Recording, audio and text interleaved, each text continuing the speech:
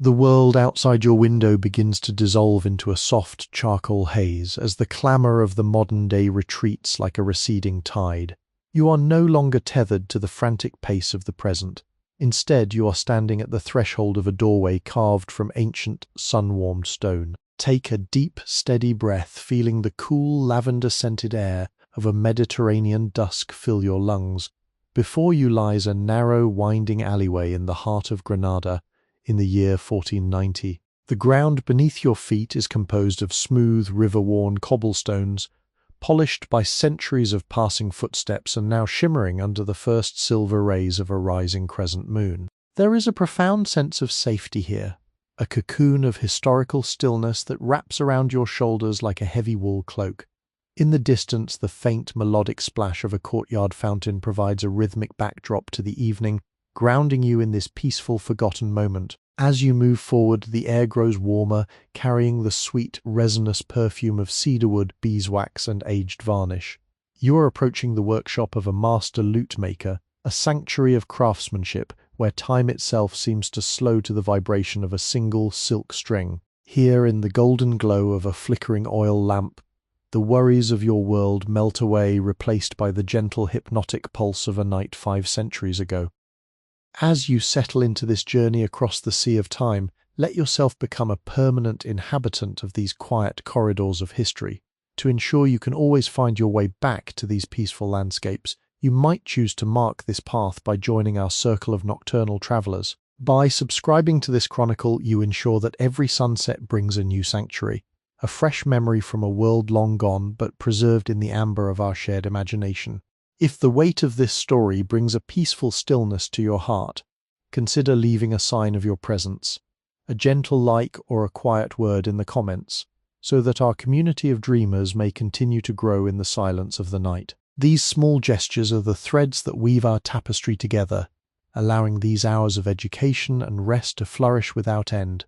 For now, simply let the light of the workshop draw you closer. Feel the invisible pull of the artisan's craft, knowing that each time we meet, we will delve deeper into the textures of the past. Your presence here is a cherished part of the narrative, a silent witness to the beauty of a world built by hand and heart. Stay for the echoes of the lute, and return whenever the day feels too loud, for here the door is always open and the history is always whispered. Let us now step fully into the amber glow of the luthier's world. The air within the threshold of the workshop is a living, breathing entity, a thick and comforting atmosphere that seems to have been distilled over decades of quiet labour and artistic devotion. As you step fully inside, the transition from the cool, jasmine-scented night air of the Andalusian street to the warm, resinous embrace of the interior is like sinking into a bath of liquid amber. The first thing that greets you is not a sound, but a scent. A complex, multi-layered perfume that tells the story of wood, earth, and time. There is the sharp, citrusy top note of fresh cedar shavings, curled like pale ribbons upon the floor, mingling with the deep, grounding aroma of aged walnut and the sweet medicinal tang of pine resin. Beneath these sits the heavy, musky scent of beeswax, used to polish the finished instruments until they glow with a subterranean fire, and the faint, dusty smell of old parchment and charcoal sketches pinned to the walls. Your eyes begin to adjust to the low, flickering light provided by a series of small oil lamps suspended from the ceiling by delicate iron chains.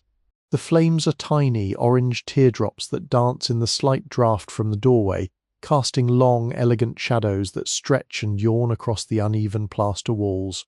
These walls are not a stark white, but a soft, buttery cream stained here and there by the smoke of 1,000 winter fires and the gentle oil of resting hands. You notice the texture of the plaster. It is slightly undulating, marked by the thumbprints of the masons who smoothed it into place generations ago. In the soft light, the wall becomes a landscape of miniature peaks and valleys, a topographical map of the workshop's long history. To your left, a massive workbench of solid oak dominates the space. It is a gargantuan piece of furniture, its surface scarred and pitted from years of use, yet polished to a mirror-like sheen in the areas where the luthier's arms have rested most frequently. The wood is dark, almost black in some places, infused with the oils of countless exotic timbers and the sweat of honest toil. Scattered across this surface are the tools of the trade, laid out with a mathematical precision that speaks of a mind that finds peace in order. There are tiny curved planes no larger than a thumb, their bronze bodies gleaming like sunken treasure. There are chisels with handles of smooth, dark boxwood, their steel edges so sharp they seem to hum with a silent, lethal energy. Each tool has its place, its purpose, and its history, having been passed down perhaps from father to son or master to apprentice during the long twilight of the Nasrid era. You find yourself drawn to the floor, which is a masterpiece of humble geometry. It is composed of terracotta tiles, each one slightly different in hue, some a deep burnt sienna, others a pale dusty rose. They are cool to the touch, yet they retain a ghostly memory of the day's sun. Between the tiles, the mortar has crumbled in places, filled now with the fine golden sawdust of spruce and maple, creating a mosaic of natural industry. As you walk, your footsteps make no sound, for the floor is covered in sections by thick, hand-woven rugs from the mountains of the Alpujarras. These rugs are a riot of faded colour, deep indigo, madder red, and saffron yellow, their patterns a labyrinth of geometric stars and interlocking vines that mirror the Islamic heritage of this ancient city. The wool is coarse but soft underfoot, dampening the world and turning your movement into a slow, rhythmic glide. Above you, the ceiling is a forest of dark timber beams, their surfaces carved with subtle, flowing patterns that suggest the movement of water or the growth of vines. From these beams hang the skeletal forms of lutes in various stages of completion. Some are merely the shells, the vaulted backs made of slender ribs of maple or yew, held together by sheer precision and the strongest animal glues. They look like the hulls of miniature ships designed to sail through the vast oceans of sound rather than the sea. Others are nearly finished, their spruce soundboards pale and pristine, waiting for the final touch of the rose. The intricate lace-like carving that sits at the centre of the instrument, the sight of these suspended forms swaying ever so slightly in the air, is hypnotic. They represent the ghosts of music yet to be played, the silent promise of melodies that will one day drift through the gardens of the Alhambra or the crowded markets of the Zacatin. You move deeper into the room towards a small corner where a low charcoal brazier glows with a dull, steady heat. On top of it sits a small copper pot, the steam rising from it in a thin silver ribbon. Inside is the hide glue, a traditional adhesive that has been used for centuries, its scent pungent and earthy, a reminder of the organic connection between the craftsman and the materials of the natural world. The warmth from the brazier radiates outward in gentle waves, touching your skin like a soft breath. It is in this corner that you see a collection of wood blanks, leaning against the wall like silent sentinels. There are planks of ebony from distant lands, dark as a moonless night, and pieces of bird's-eye maple with swirling patterns that look like the eyes of curious forest spirits. The luthier treats these pieces of wood not as inanimate objects, but as living things with voices that must be coaxed out with patience and love. Beside the wood stack, a small window looks out onto an inner courtyard or patio. The shutters are partially closed, allowing only a sliver of the moonlight to filter through. This shaft of light is a cold blue contrast to the warm orange of the oil lamps. Within this beam, millions of tiny dust motes perform a slow, ethereal ballet. They drift and swirl, caught in the invisible currents of the room, rising and falling in a silent choreography that seems to mimic the very passage of time. You could watch them for hours, their aimless, peaceful wandering a perfect metaphor for the way your thoughts are now drifting, unburdened and free.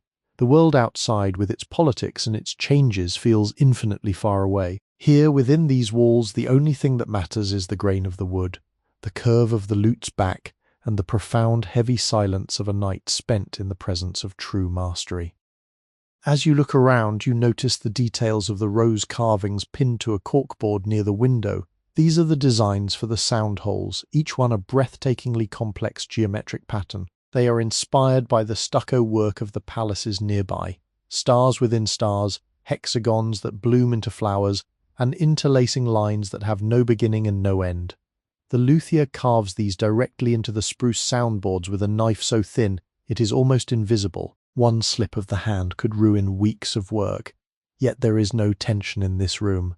There is only a deep, abiding sense of muraqabah, a meditative focus that transcends the self. The silence is not empty. It is a full, resonant quiet, like the moment of stillness after a bell has been struck, when the air itself continues to vibrate with a hidden frequency.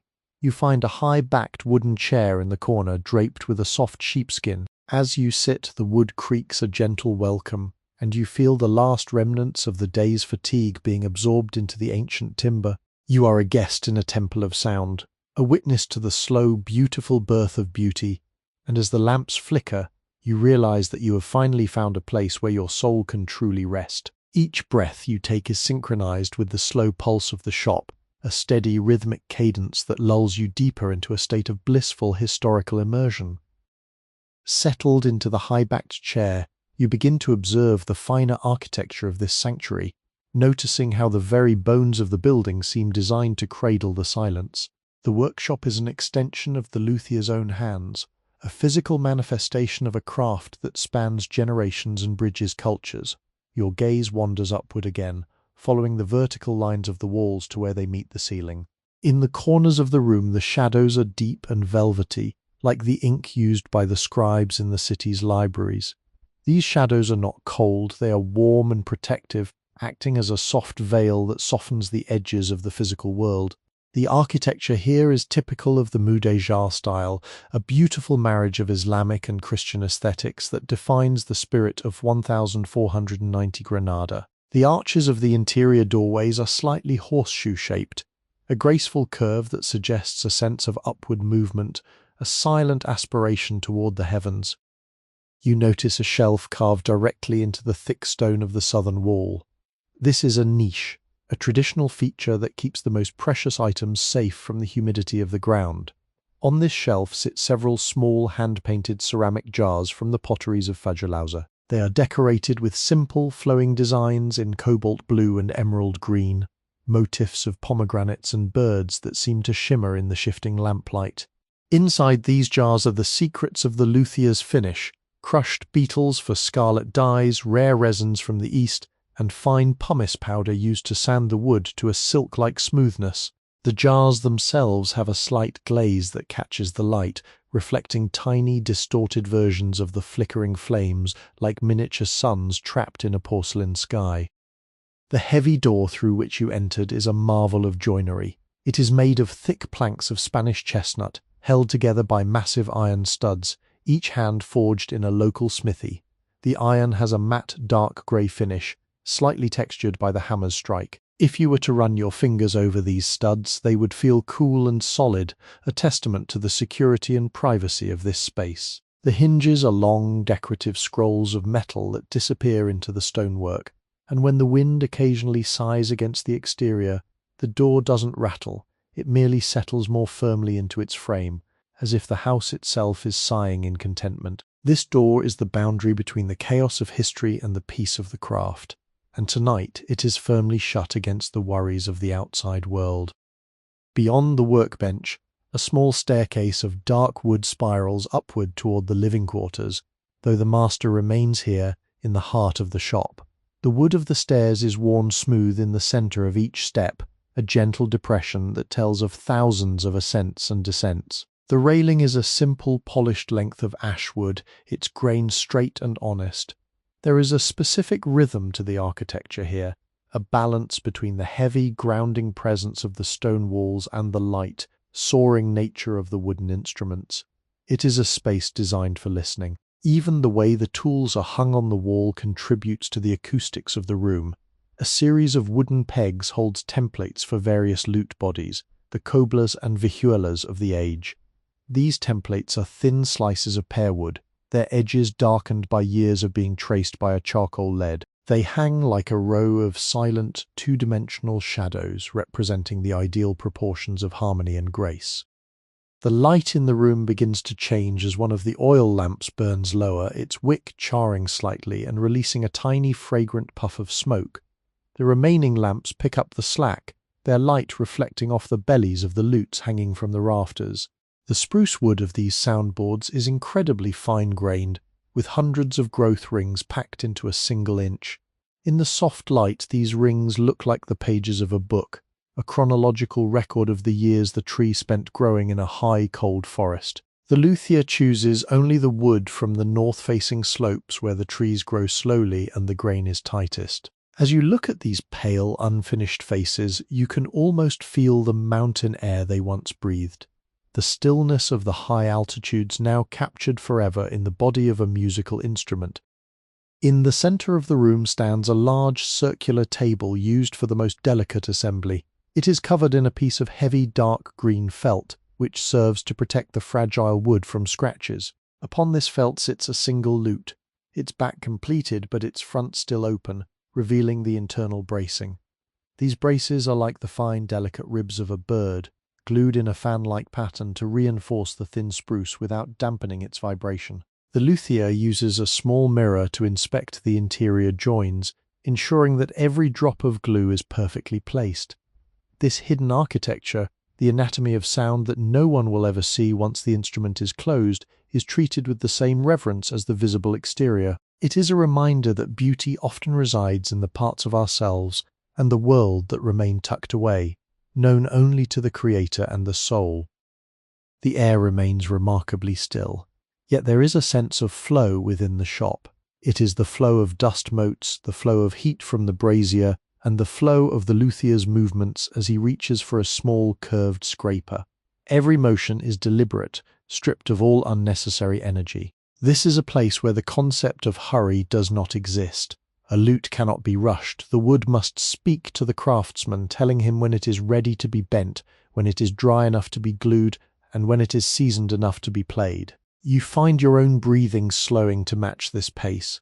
The rise and fall of your chest becomes a steady, rhythmic accompaniment to the occasional soft scrit-scrit of the scraper against the wood.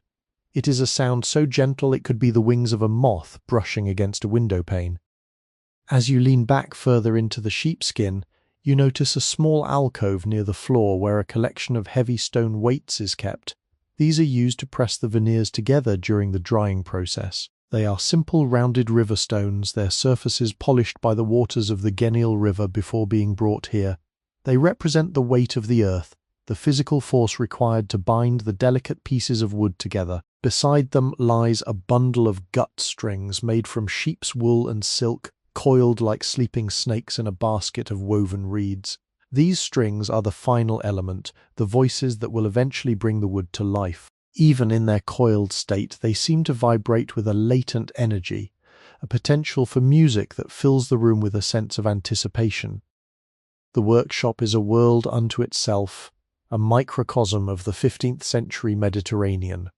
You see influences from the east in the geometry of the carvings, influences from the north in the choice of timbers, and the local soul of Andalusia in the warmth and light of the space. The walls, the floor, and the ceiling create a perfect acoustic chamber, a sound box in which you are currently resting. You feel as though you are inside the instrument itself, surrounded by the resonance of history. The very molecules of the air seem to be tuned to a soft minor key, a melody of peace and restoration. The light flickers once more, casting a brief golden glow over the entire room, illuminating the intricate dance of shadows and light that defines this evening. You are safe, you are warm, and you are witness to a moment of timeless creation that will never fade. The heavy, comforting weight of the past settles over you, and you realize that in this shop, every splinter of wood and every drop of oil is a prayer for beauty, a silent hymn to the enduring power of the human spirit. The deeper you venture into the visual landscape of the workshop, the more you realize that the atmosphere is defined by its textures, the interplay between the rough and the refined. To your right, leaning against a pillar of sun-baked brick, is a stack of raw timber that has not yet been touched by a blade. These are thick slabs of Spanish cypress and African ebony, their surfaces silvered by age and weathered by the elements. The cypress has a bark that is stringy and resilient, smelling faintly of the high, dry Sierras where the air is thin and sharp. Next to it, the ebony is so dense it feels more like stone than wood, its surface cold and unforgiving until the luthier's tools begin to coax the warmth from its dark heart. You find your eyes tracing the rough, chaotic lines of the raw bark. contrasting it with the silk-smooth finish of the instruments hanging above. It is a journey from the wild, unformed world of nature into the structured, mathematical elegance of art, a transition that happens slowly over months of patient attention. In the centre of the room, a shaft of light from a high clerestory window catches the surface of a large copper basin used for soaking the ribs of the lute. The water within is perfectly still, a dark liquid mirror that reflects the underside of the ceiling beams. Few stray petals from a jasmine vine outside have drifted through the opening, floating on the surface of the water like tiny ivory boats.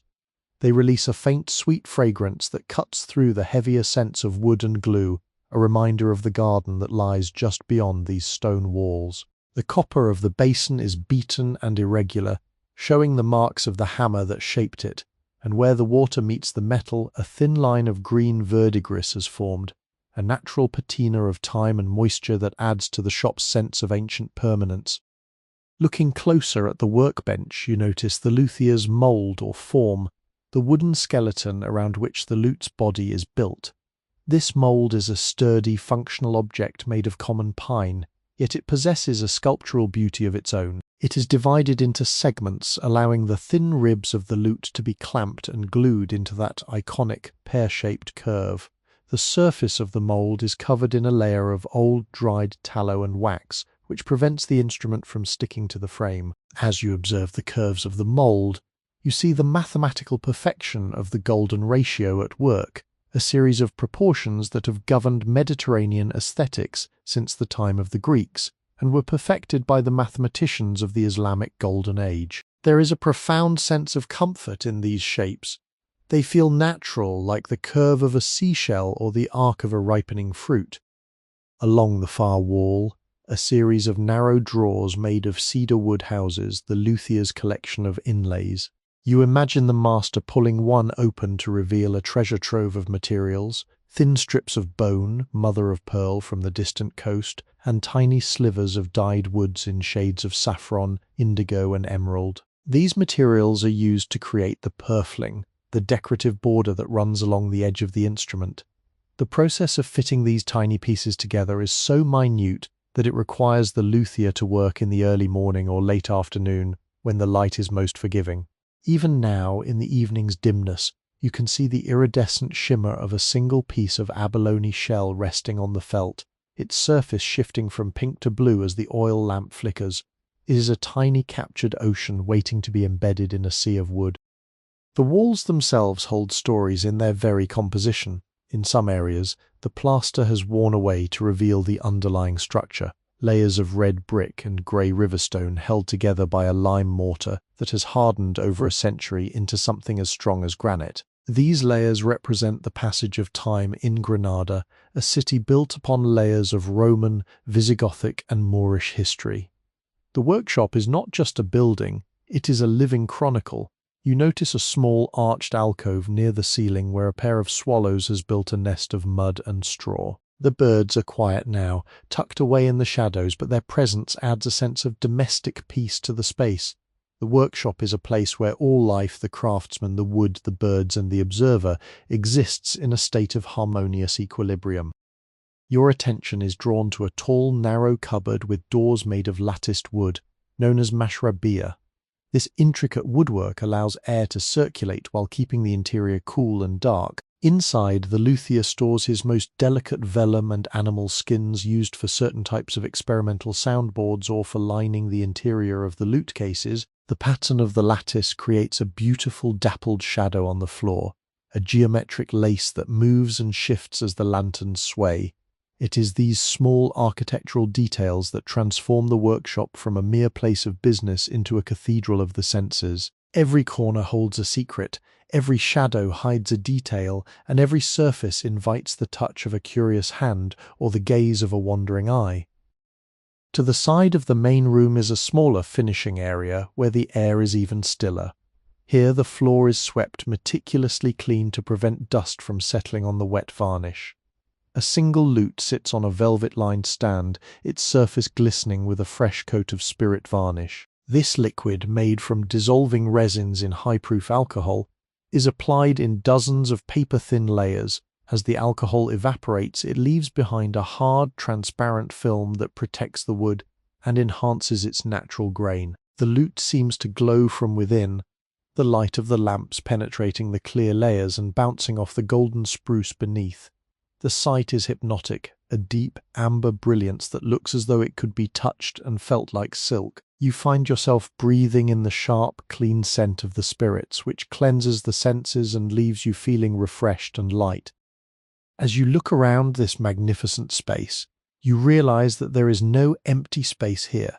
Every inch of the workshop is filled with the presence of the craft. Even the air itself feels weighted with the history of the melodies that have been tested here, the chords that have vibrated through these beams, and the quiet conversations between master and apprentice.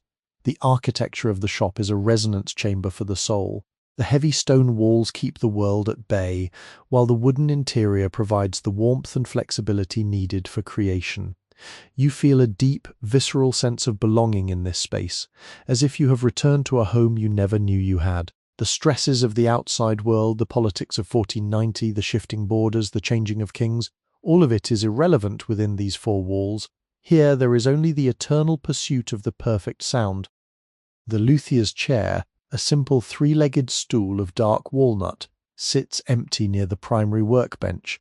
Its seat is polished by decades of use, a silent testament to the thousands of hours spent in contemplation and labour. You can almost see the phantom of the master sitting there, his head bowed over his work, his hands moving with a fluid, effortless grace that only comes from 20 years of mastery. There is a profound dignity in this image, the dignity of a life dedicated to a single beautiful purpose. As you watch the shadows play across the empty stool, you feel a sense of profound respect for the slow time, the deliberate pace, and the uncompromising quality that this workshop represents. It is a sanctuary not just for the ears, but for the spirit, offering a refuge from the ephemeral and a connection to the everlasting. The flickering light catches a small silver bell hanging by the door, its surface dull with age, but its form elegant. It is used to announce the arrival of a visitor, but tonight it remains silent. The silence of the shop is a thick silence, a quietude that has substance and texture. It is the silence of a library, the silence of a forest at midnight, the silence of a heart at peace. You close your eyes for a moment, letting the sensory details of the architecture and the atmosphere wash over you. You feel the coolness of the stone, the warmth of the wood, the scent of the resin, and the gentle pulse of the evening. When you open your eyes, the room seems even more vivid, more real, and more welcoming than before. You are drifting deeper into the 14th century night, carried by the slow, steady current of the luthier's world, where every detail is a masterpiece and every moment is a gift of tranquility. The visual journey through the workshop continues as your eyes settle upon the southern wall, where a magnificent mukana's shelf, a piece of architectural honeycomb, is carved into the plaster. This decorative element, reminiscent of the stalactite ceilings in the palaces of the Alhambra, serves a practical purpose here. It holds the luthier's collection of dried gourds and seed pods. These organic shapes are used as experimental resonators, their natural hollows providing inspiration for the volume and depth of the lute's body. The gourds vary in colour from a pale, sun-bleached cream to a mottled, earthy ochre, and their surfaces are smooth and cool, having been cured in the dry Andalusian air for seasons on end.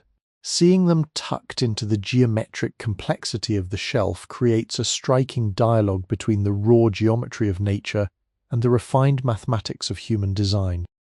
Moving your gaze toward the center of the shop, you notice the primary hearth, which is distinct from the small charcoal brazier you saw earlier.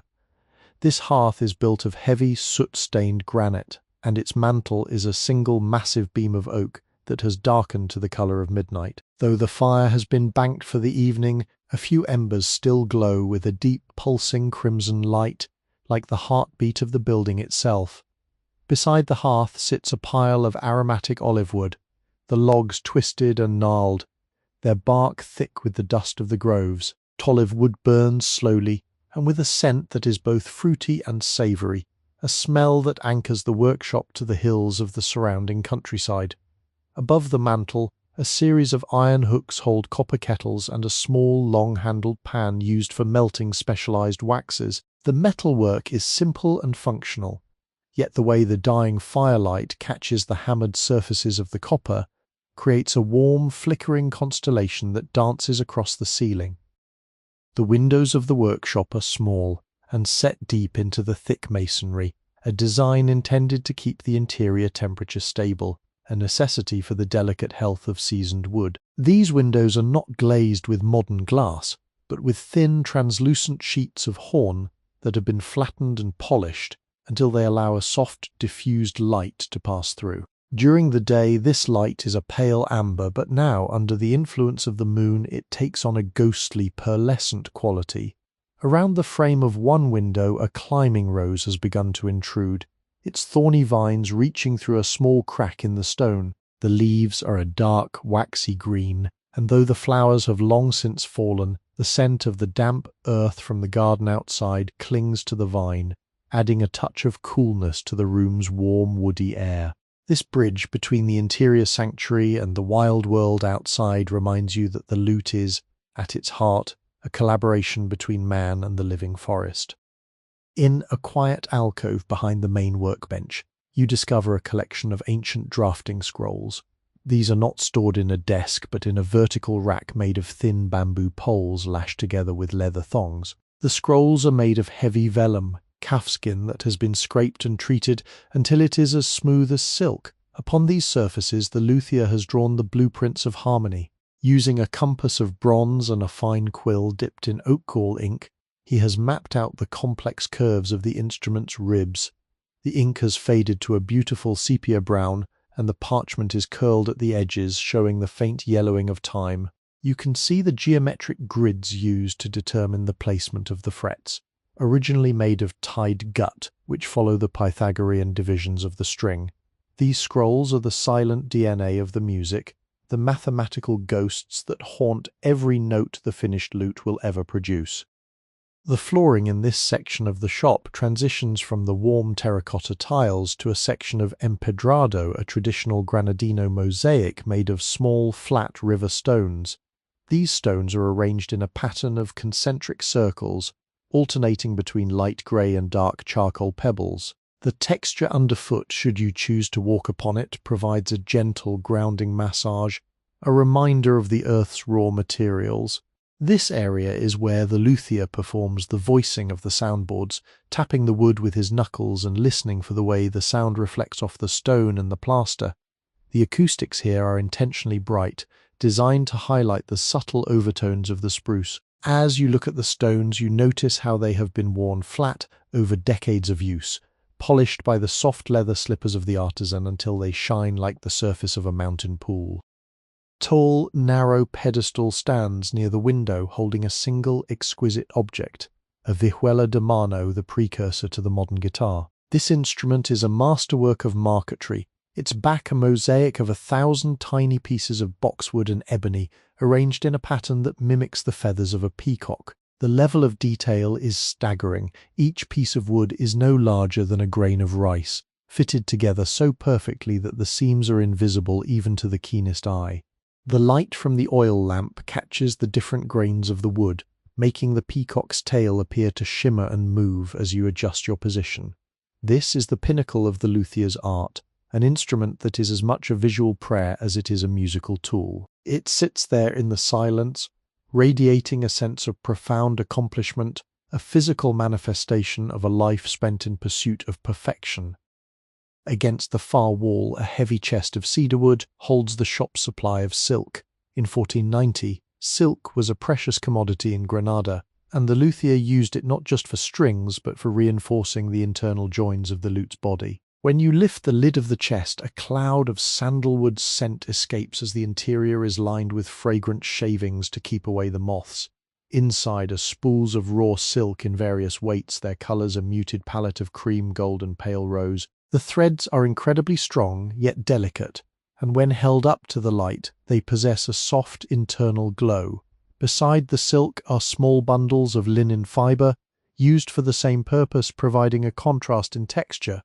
The linen is rustic and honest, while the silk is ethereal and luxurious. This combination of materials speaks to the complexity of the lute, an instrument that balances the strength of the earth with the delicacy of the air. As you continue to absorb the atmosphere, you notice the dust of the workshop. It is not the grimy dust of a neglected attic, but a clean, fragrant powder that settles over everything like a layer of fallen snow. It is the dust of white spruce, of dark walnut, and of aromatic cedar. In the low light, this dust softens the edges of the tools and the furniture, giving the entire room a dreamy, soft focus quality. It clings to the cobwebs in the high corners of the ceiling, turning them into delicate lace veils that shiver whenever a draft passes through the shop. This dust is the record of the day's labour, a physical echo of the thousands of strokes the luthier has made with his planes and scrapers.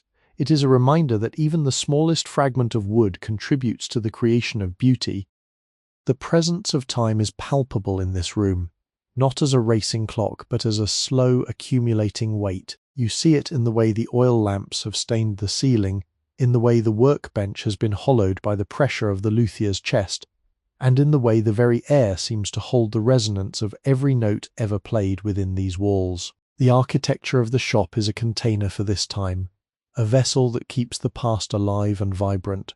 You feel as though you are standing in a fold of history, a place where the 15th century is not a memory, but a living, breathing reality. The stone, the wood, the metal, and the silk, all of it comes together to create a symphony of textures that lulls your mind into a state of deep contemplative peace.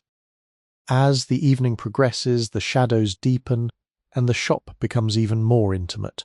The distant sounds of the city, the call of a night watchman, the barking of a dog, the rustle of the wind in the orange trees only serve to emphasize the profound stillness of the interior. You are cocooned in a world of craftsmanship and care, a place where the human hand is the ultimate tool and the human heart is the ultimate guide. The luthier's workshop is a testament to the power of slow work, of patience, and of the beauty that arises when we give ourselves over to the rhythm of the natural world.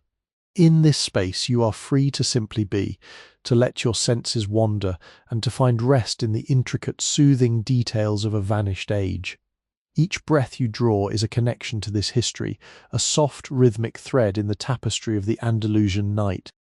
The architectural symphony of the workshop reaches its crescendo in the small private alcove situated behind the luthier's secondary bench, a space dedicated to the resting of wood. Here the walls are lined with vertical slats of untreated pine, creating a rhythmic skeletal structure that allows for maximum airflow around the seasoning timber. This is perhaps the quietest corner of the shop, a place where the wood undergoes a silent, years-long transformation from a living tree to a resonant soul. You can see the thin stickers, small slivers of wood placed meticulously between each plank to ensure they do not warp or hold moisture. The sight of these stacks is incredibly grounding. They represent a patience that is almost geological in its scale. The luthier does not work with wood that hasn't slept in this room for at least a decade, and as you stand near them you can feel the coolness radiating from the dense grain. High above this alcove, the roof construction is visible, revealing the Alfari style of timber framing. The beams are joined with such precision that no nails are required, relying instead on the ancient wisdom of tenon and mortise. These joints are held fast by the weight of the building itself, a physical manifestation of gravity being put to work for the sake of art. In the crevices of the joinery, the luthier has tucked small bundles of dried rosemary and lavender, traditional practice believed to protect the wood from the evil eye and wood-boring beetles. The scent of these herbs is faint now, a ghostly floral trail that weaves through the dominant aroma of cedar and resin. It adds a layer of domestic spirituality to the space, suggesting that the workshop is not just a place of industry, but a sacred site where the natural and the divine intersect through the medium of craft. Your eyes are drawn to a small, low table in the corner, upon which sits a collection of rosettes, the intricate, paper-thin carvings that will eventually grace the sound holes of the lutes. These are the most fragile elements of the shop, some no thicker than a fingernail, carved from layers of parchment and pearwood. They are arranged on a piece of dark velvet, appearing like frozen snowflakes or the delicate geometry of a spider's web. The luthier uses a needle-fine knife to cut these patterns, working by the steady light of a specialized candle made of pure white beeswax. This candle sits in a heavy brass holder, its flame exceptionally still, casting a concentrated pool of light onto the velvet. The contrast between the stark white of the parchment and the deep, absorbing black of the velvet is strikingly beautiful, a visual representation of the clarity and focus required for such work. In a small recessed niche near the floor, a collection of smooth, heavy river stones sits in a bath of oil. These are used for burnishing the wood, a process that closes the pores and prepares the surface for the first coat of varnish without the use of abrasives. The stones are dark and sleek, their surfaces so polished they look like liquid. When used, they make a soft sliding sound against the wood, a rhythmic shh, shh. That is one of the most characteristic noises of the shop. The oil in the bath is cold-pressed linseed, its scent nutty and wholesome, evocative of the vast flax fields that stretch across the northern plains. This oil is the lifeblood of the workshop's finishes, providing a flexible, durable base that allows the wood to continue to breathe and vibrate for centuries. Moving your gaze along the upper perimeter of the walls, you see a series of small wrought iron brackets. These hold the luthier's long tools, the specialized scrapers and thicknessing gauges used to measure the depth of the lute's belly to within a fraction of a millimeter. The metal of the brackets is dark and textured, showing the distinctive fish-scale pattern of a master blacksmith's hammer. Each tool is silhouetted against the pale plaster, creating a gallery of functional art. The scrapers are made of recycled saw steel, their edges turned by a burnisher to create a tiny hook that removes wood in gossamer-thin shavings. These shavings, known as angel hair, are so light they drift on the slightest breath of air, and a small pile of them has accumulated in the corner of the bench, looking like a mound of spun gold in the amber light. The architecture of the shop also includes a small internal balcony or gallery, accessible by a narrow ladder of dark walnut. This gallery is where the finished instruments are hung to age in the rising warmth of the room before they are delivered to their new owners. From your vantage point below, you can see the rounded bottoms of half a dozen lutes, their polished surfaces reflecting the light of the lamps in long, distorted streaks of gold. They look like giant musical fruit ripening in the rafters. The gallery is built of cedar, which acts as a natural humidor, ensuring that the wood remains stable. The sight of these completed works provides a sense of profound satisfaction, a visual period at the end of a long, laborious sentence. They are the silent witnesses to all that happens below, absorbing the atmosphere and the history of the shop into their very fibers. Beside the ladder, a heavy woven curtain of dark crimson wool hangs over a doorway leading to a small storage room. The wool is thick and heavy, designed to dampen sound and block any sudden drafts that might cause the wood to check or crack. The color of the curtain is a deep bruised red, achieved through the use of kermes, a dye made from insects found on the Mediterranean oaks. In the dim light, the folds of the curtain are almost black, creating a sense of mystery about what lies beyond. The texture of the fabric is coarse but substantial, and it sways gently whenever the air in the shop shifts, a slow hypnotic movement that draws the eye and calms the mind. It is another example of how every element of the workshop, no matter how humble, is chosen for both its function and its sensory contribution. On the main workbench, a small square of sharkskin or shagreen is kept in a leather pouch. Before the invention of modern sandpaper, this was the luthier's primary abrasive. The skin is a pale, sandy grey, its surface covered in thousands of tiny calcified bumps that are incredibly effective at smoothing the hardest hardwoods. The texture is fascinating. It feels like a rough tongue, a natural tool provided by the sea to shape the treasures of the forest. Beside it is a bundle of horsetail or equisatum, a ribbed silica-rich plant that is used for the final, finest sanding of the soundboard. These natural materials highlight the luthier's deep connection to the environment. He is not just a builder, but a curator of the earth's diverse textures. The ceiling beams themselves hold a hidden detail. Small carved apotropaic marks, interlocking circles and hex foils intended to bring good fortune and ward off misfortune. These carvings are subtle, hidden in the shadows where the beams meet the walls, but once you notice them, They add a layer of protective ancientry to the atmosphere. They are a reminder that in 1490, craftsmanship was a holistic endeavor involving the body, the mind, and the spirit. The workshop is protected not just by stone and iron, but by intention and belief. This sense of being in a guarded space allows you to sink even deeper into your chair, your body feeling lighter as the safety of the environment anchors your soul. As the lamps continue to burn, the light takes on a more liquid quality, as if the very air has become a medium of golden honey. The shadows in the corners have become so deep they are almost tangible, while the areas of light are intensely vivid. You notice a small ceramic bowl on the edge of the bench containing dragon's blood resin, a dark, crumbly substance that, when dissolved, produces a vibrant, transparent red varnish. A few crumbs have spilled onto the wood of the bench, looking like tiny rubies. This resin, brought by traders from the island of Socotra, represents the vast, interconnected world of the 15th century, where the luthier's shop is a crossroads for exotic materials and ancient techniques. The shop is now a landscape of soft contrasts. The hard coldness of the stone, the warm pliancy of the wood, the sharp tang of the resin, and the sweet softness of the beeswax. Every element is in balance, a perfect ecosystem of creativity and rest. The architecture does not just house the work, it enhances it, providing the perfect conditions for the wood to find its voice and for the craftsman to find his peace. As you sit in the deepening twilight, the shop feels like a living organism, a benevolent giant that has seen centuries pass and will see many more. You are a part of its breath now, a silent participant in its eternal rhythm. The slow, steady heartbeat of the Andalusian night continues, and you are perfectly, beautifully at home in the heart of the craft. The deep immersion into the daily rhythms of the workshop begins with a closer look at the luthier's morning ritual, a sequence of events that anchors the day in a sense of timeless purpose. Long before the first amber rays of the sun crest the peaks of the Sierra Nevada, the master enters this space in the blue-grey hush of dawn. The air is at its crispest then, the scent of the wood more subdued, held in a cold stasis.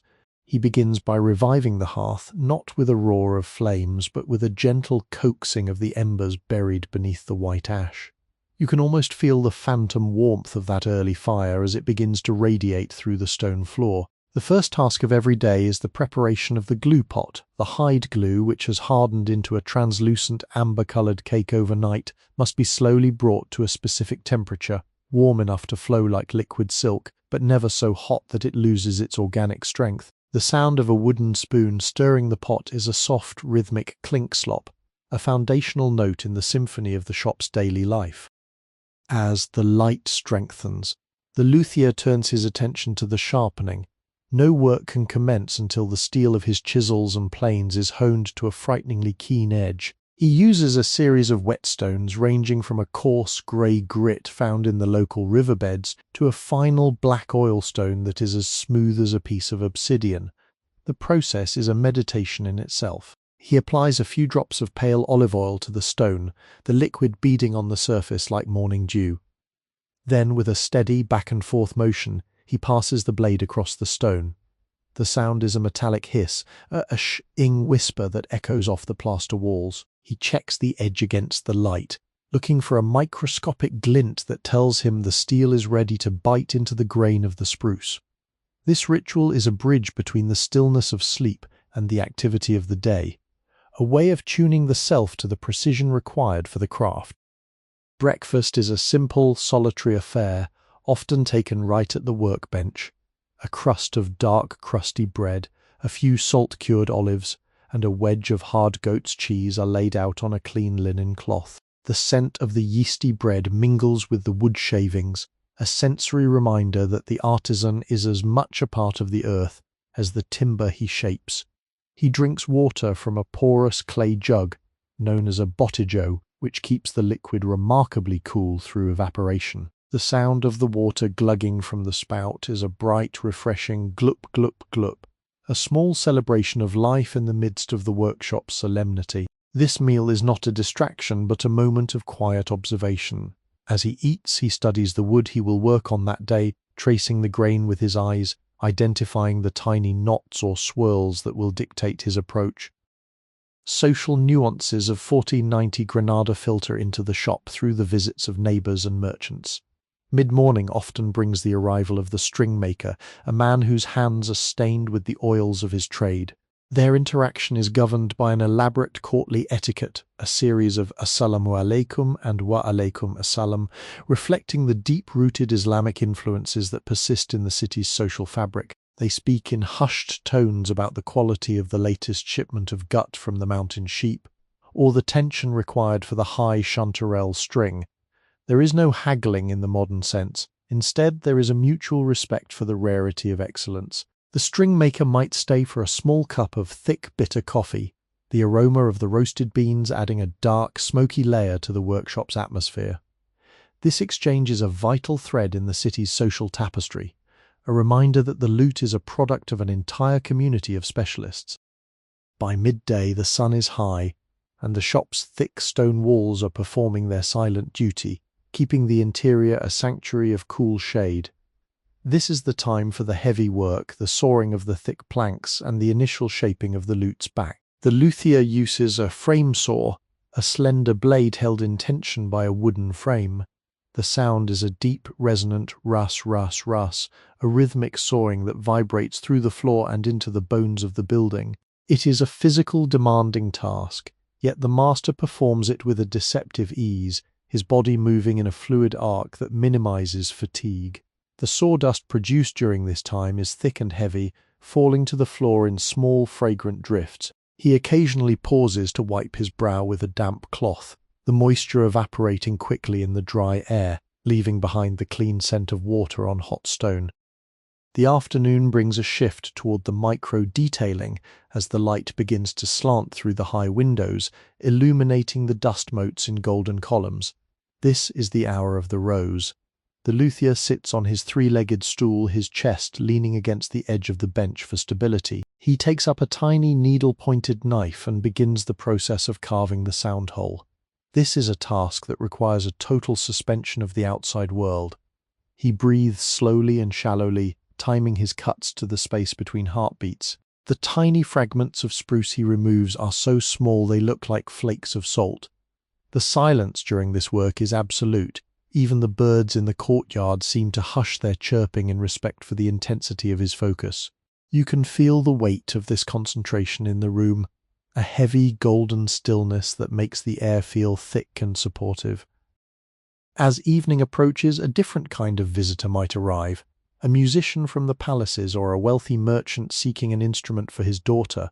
These social interactions are more formal, involving the presentation of finished lutes for trial.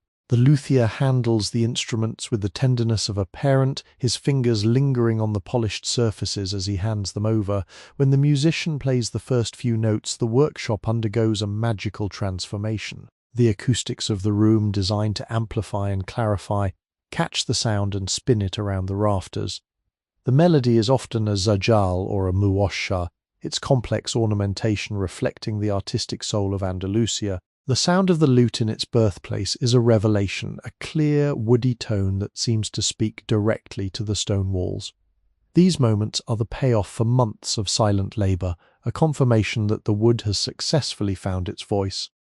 The day's social nuances also include the apprentice, a young boy who spends his hours sweeping the floor, maintaining the tools and watching the master's every move.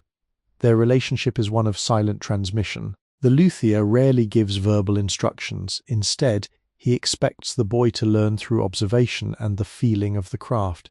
You see the boy in the corner, his eyes wide and attentive as he polishes a piece of bone for an inlay. He represents the future of the tradition, the next link in a chain that stretches back to Baghdad and Cordoba. The presence of the apprentice adds a sense of continuity to the shop, a feeling that this work is not just for the present, but for the generations yet to be born. The small scratching sound of his polishing is a humble accompaniment to the master's more sophisticated tasks.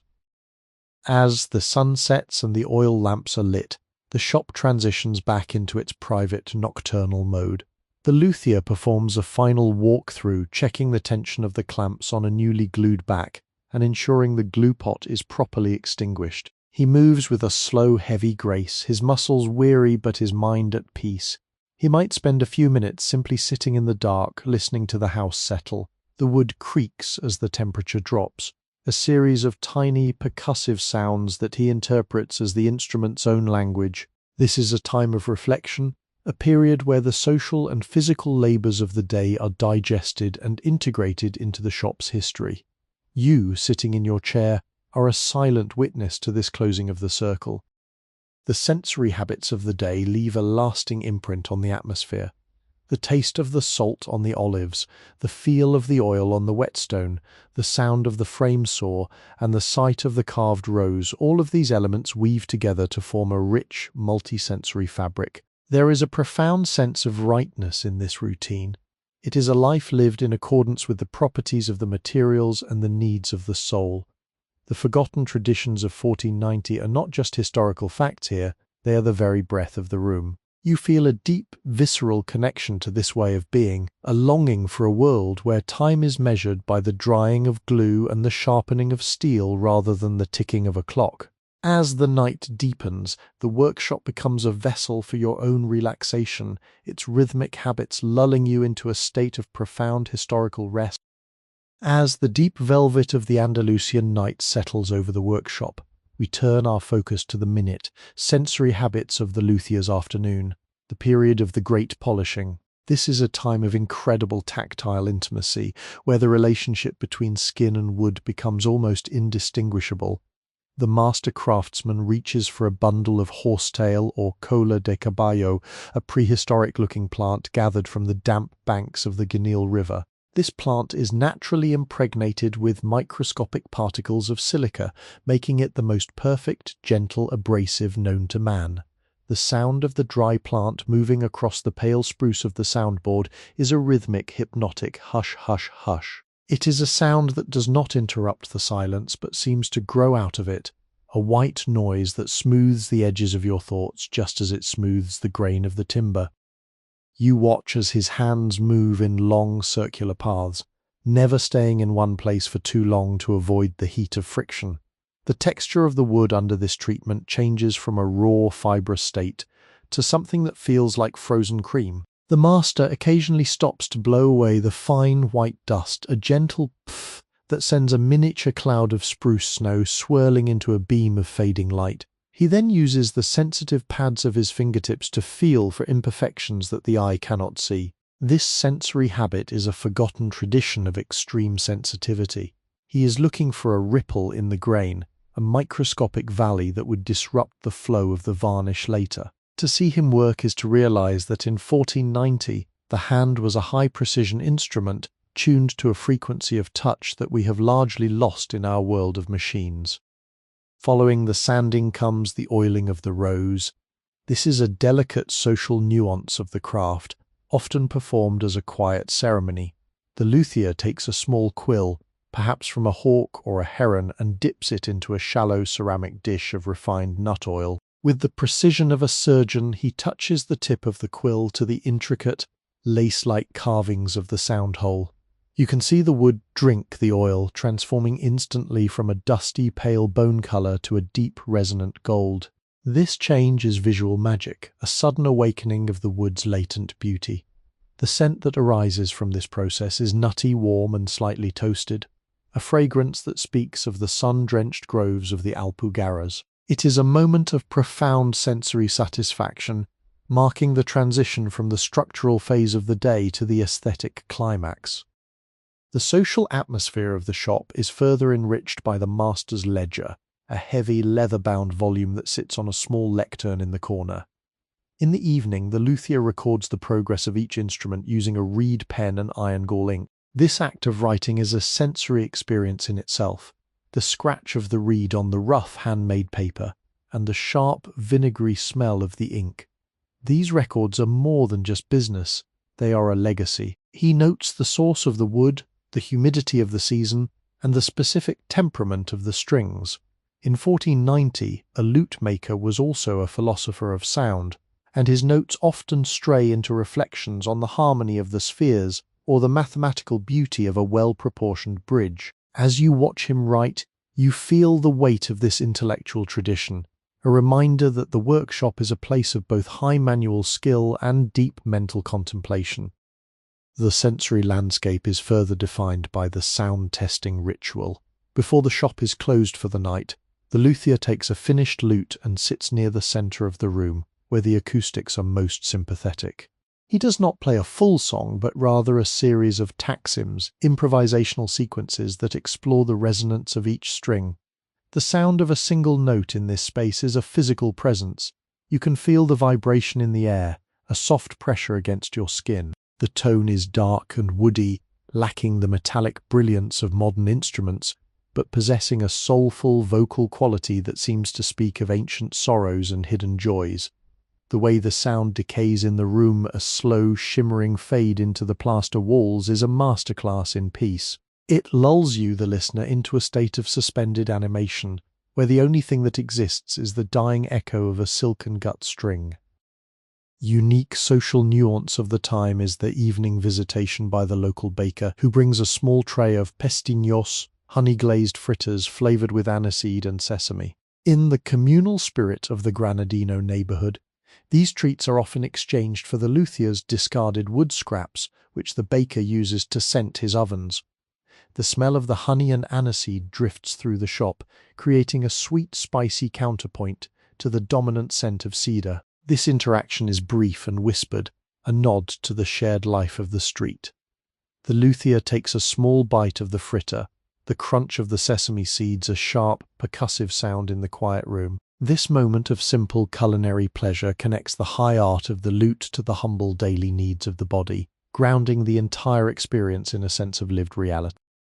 The tradition of setting the bridge is perhaps the most nerve-wracking and beautiful habit of the day.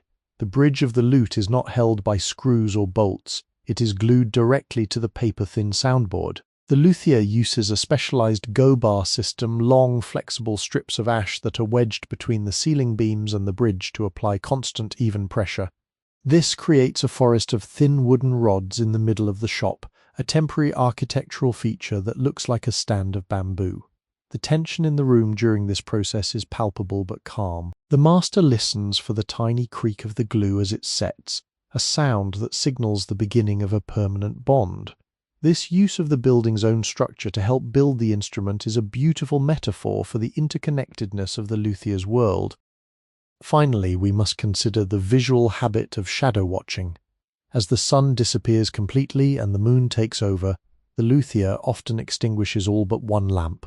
He uses this single point source of light to inspect the arch of the lute's back. By holding the instrument at an angle, the shadows reveal the slightest flat spots or irregularities in the curve. In this low dramatic light, the lute looks like a celestial body, a golden moon with its own craters and highlands. This habit of using shadow to find perfection is a forgotten wisdom. It teaches that light often hides what the darkness reveals. For you, the observer, this dance of light and shadow is deeply hypnotic. The way the golden curve of the wood emerges from the blackness is a visual lullaby, a rhythmic pulse of form and void that signals the end of the day's labor and the beginning of the night's deep, restorative sleep. The shop is now a vessel of quietude, filled with the sensory echoes of the day, the taste of aniseed, the smell of nut oil, the sound of the reed pen, and the feel of the silk strings.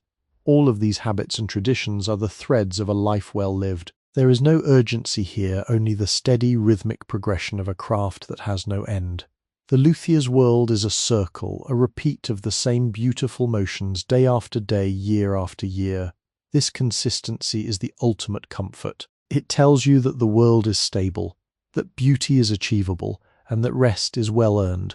As the master finally moves toward the staircase, leaving you in the cooling embers of the shop's light, you feel a profound sense of gratitude for these forgotten nuances. The history of 1490 Granada is not a dry list of dates, but a living, breathing tapestry of sensory habits, and tonight you are tucked safely within its folds.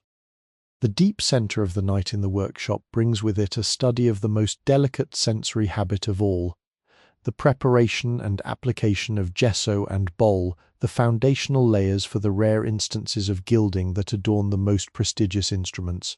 This is a forgotten tradition that links the luthier to the world of the cathedral painters and the illuminators of sacred manuscripts. The process begins with the slaking of plaster, fine white gypsum that has been ground to a powder as soft as flour. The luthier stirs this into a pot of warm rabbit skin glue, creating a liquid that is the color of a summer cloud. The sound is a thick, rhythmic whisk, whisk, whisk, a viscous melody that speaks of substance and transformation. As he applies this white veil to the headstock of the lute, the scent is faintly organic, a clean, chalky aroma that reminds one of the whitewashed villages perched high in the Alpujarras. Watching the gesso dry is a lesson in the beauty of the slow transition.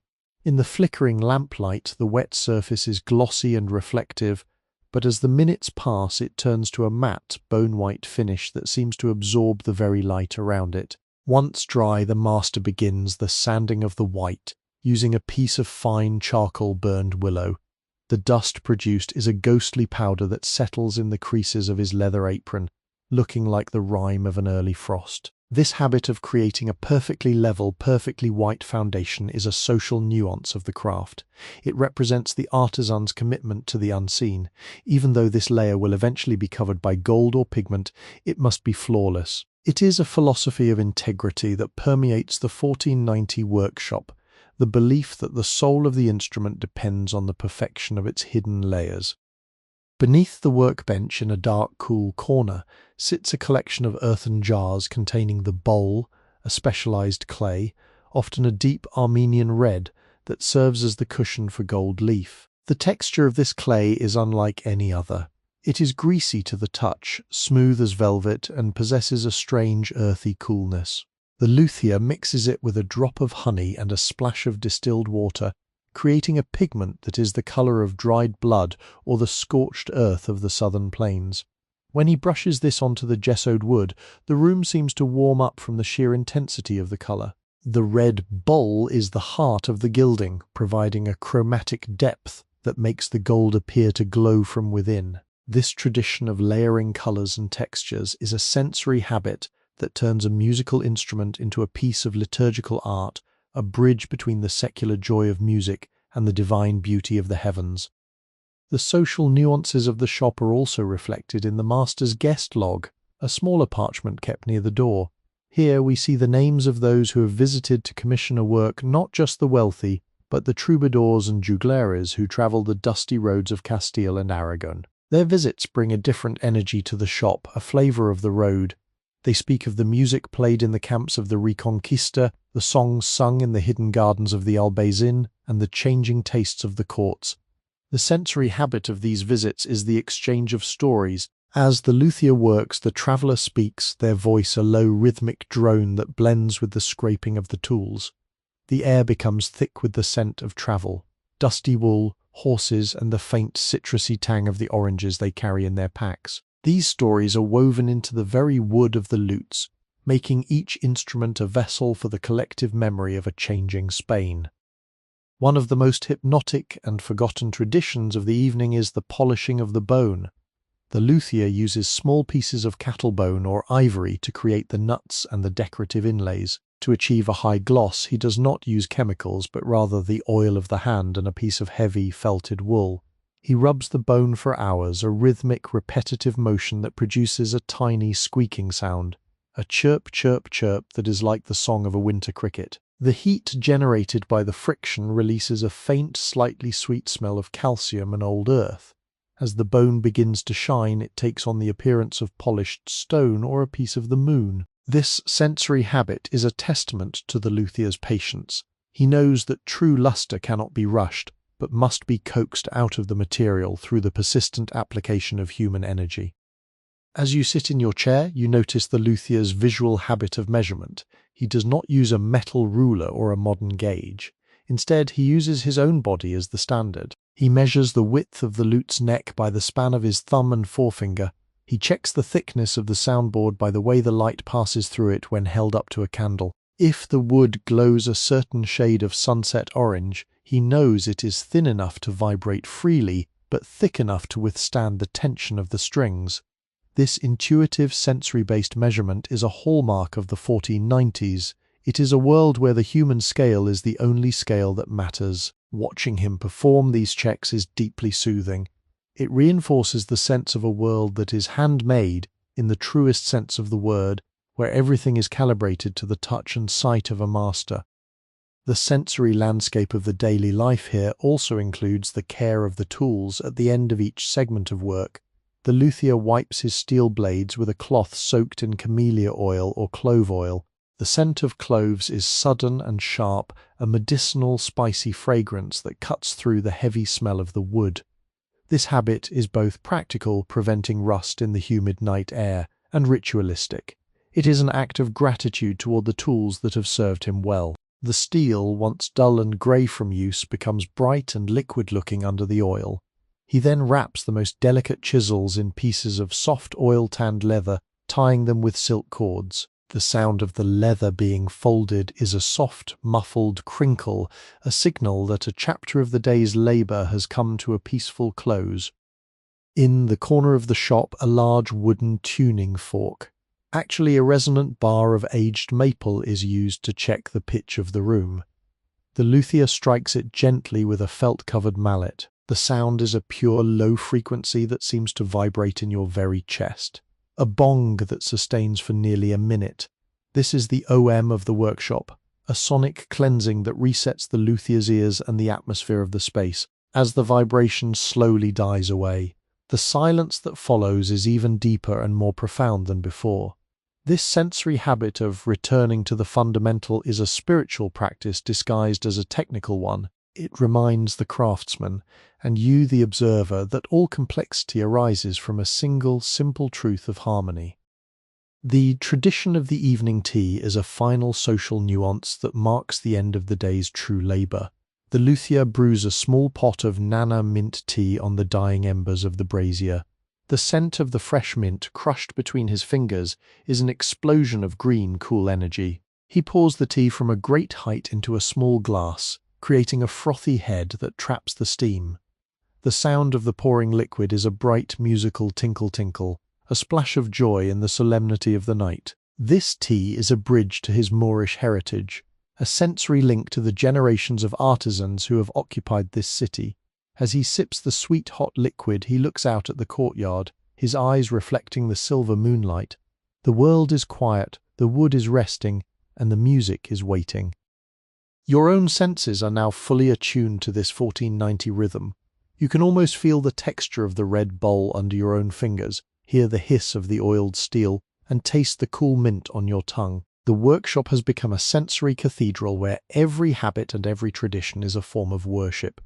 The social nuances, the visitors, the apprentice, the neighbours, are the supporting cast in a drama of creation that never ends. You are no longer a spectator. You are a part of the workshop's breath. The slow, hypnotic detailing of this world has successfully detached you from the frantic energy of your own time, leaving you anchored in a sea of amber light and ancient wood. The night continues its slow rotation, and the luthier's world remains a sanctuary of peace, a place where the hand of man and the heart of nature are one. The narrative of the workshop's daily life now wanders into the specialized sensory habit of the stringing, a process that occurs in the quietest hours of the night when the air is still and the wood has reached its equilibrium with the evening's humidity. In 1490, the creation and selection of strings is a task of immense delicacy, a social nuance that separates the common craftsman from the true master. The luthier reaches for a bundle of gut strings which have been hand-processed from the intestines of mountain sheep. These are not the sterile, plastic-wrapped items of the modern world. They are organic, tactile, and possess a slight, translucent sheen like the surface of a pearl. The texture of the gut is unique, slightly tacky to the touch, yet surprisingly strong. As the master uncoils a string, it makes a soft, whipping thwip sound, a lively note of potential energy being released from its spiral slumber. The preparation of these strings involves a forgotten tradition of polishing with almond oil. The luthier takes a small piece of silk, remnant from a local weaver's loom, and dabs it into a shallow bowl of cold-pressed oil. He then runs the silk along the length of the string from end to end. The sound is a high-pitched, rhythmic zip, zip, zip, a sound that vibrates through the luthier's fingers and into the very air of the shop. This oiling serves two purposes. It protects the organic material from the damp night air of Granada and ensures that the musician's fingers will glide effortlessly over the frets. The scent of the almond oil is faint and sweet, a creamy, nutty fragrance that lingers on the master's hands and provides a soft counterpoint to the sharper, more acidic smells of the varnish and wood. As he begins to tie the strings to the bridge, you witness a masterclass in manual dexterity. The bridge of the lute requires a complex series of loops and knots. The luthier's hitch, which must be tight enough to hold under immense tension, but gentle enough not to crush the delicate spruce soundboard. The master's fingers move with a rhythmic certainty, a choreography developed over 20 years of repetition.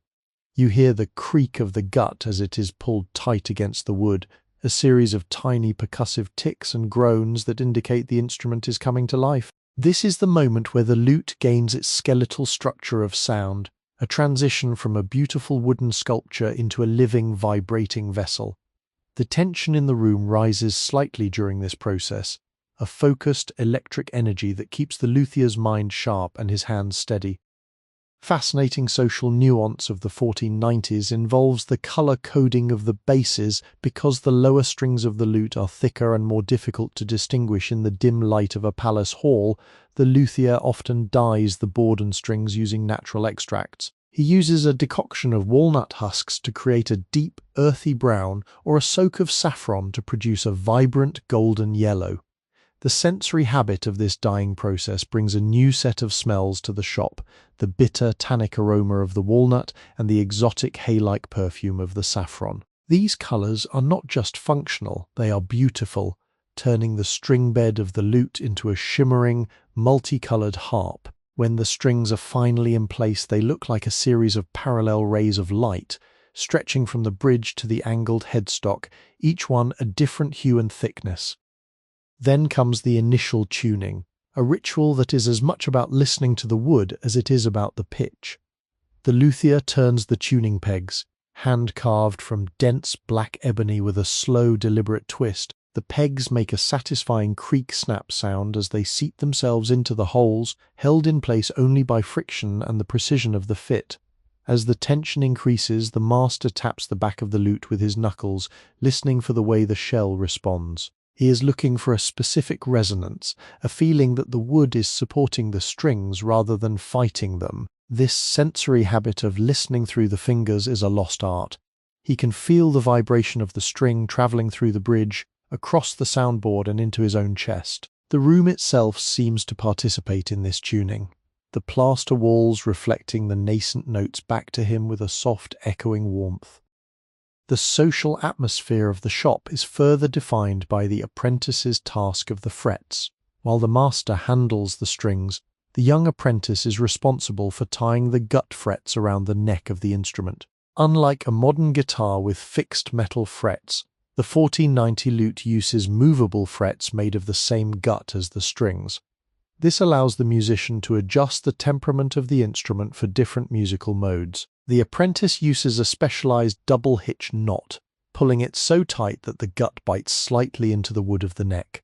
The sound of the apprentice's work is a rhythmic hitch-tug, a smaller, humbler echo of the master's labor. This social nuance highlights the collaborative nature of the workshop. Every part of the instrument, from the largest beam to the smallest knot, is the result of shared effort and tradition. The sensory landscape of this nocturnal work is also shaped by the visual check of the action. The luthier holds the lute up to the single remaining oil lamp, squinting down the length of the neck to see the gap between the strings and the frets. In this dramatic raking light, the strings cast long, thin shadows across the pale spruce soundboard, creating a temporary geometric art piece. The gap must be exactly the thickness of a sparrow's quill, not so high that it is difficult to play, nor so low that the strings buzz against the wood. This visual habit of using shadows to measure distance is a hallmark of the age's ingenuity. It is a moment of pure aesthetic focus, where the luthier's eye and the lamp's flame work together to achieve perfection. As the tuning nears completion, a sudden and profound change occurs in the atmosphere of the shop. The silence is no longer empty, it is charged. The lute is now under tension, its various parts, the ribs, the soundboard, the neck, and the strings all pulling against each other in a state of dynamic equilibrium. This creates a subtle, high-frequency hum that seems to emanate from the instrument even when it isn't being played. If you were to sit very still in your chair, you might feel this hum in the air, a microscopic vibration that aligns with your own heartbeat. It is the breath of the instrument, a sign that the luthier has successfully captured a piece of the universal harmony within his wooden box. This sensory habit of sensing the tension is the ultimate goal of the day's work, a confirmation that the materials have been transformed into a voice. The tradition of the first chord marks the end of the stringing ritual. The luthier does not play a melody, he simply brushes his thumb across all the strings at once. The sound is a massive, shimmering thrum, a rich tapestry of overtones that fills every corner of the workshop. The sound is deep, complex, and slightly ghostly as the unplayed strings vibrate in sympathy with the ones he touched. This chord is a sensory benediction, a way of baptizing the new instrument in the air of its birthplace. You feel the sound wash over you like a wave of warm water, clearing your mind of any remaining thoughts and leaving only the resonance of the gut and wood. The luthier closes his eyes, savouring the decay of the sound as it fades into the stone walls, a slow, beautiful evaporation of music into silence. Finally, the master performs the habit of the protective wrap.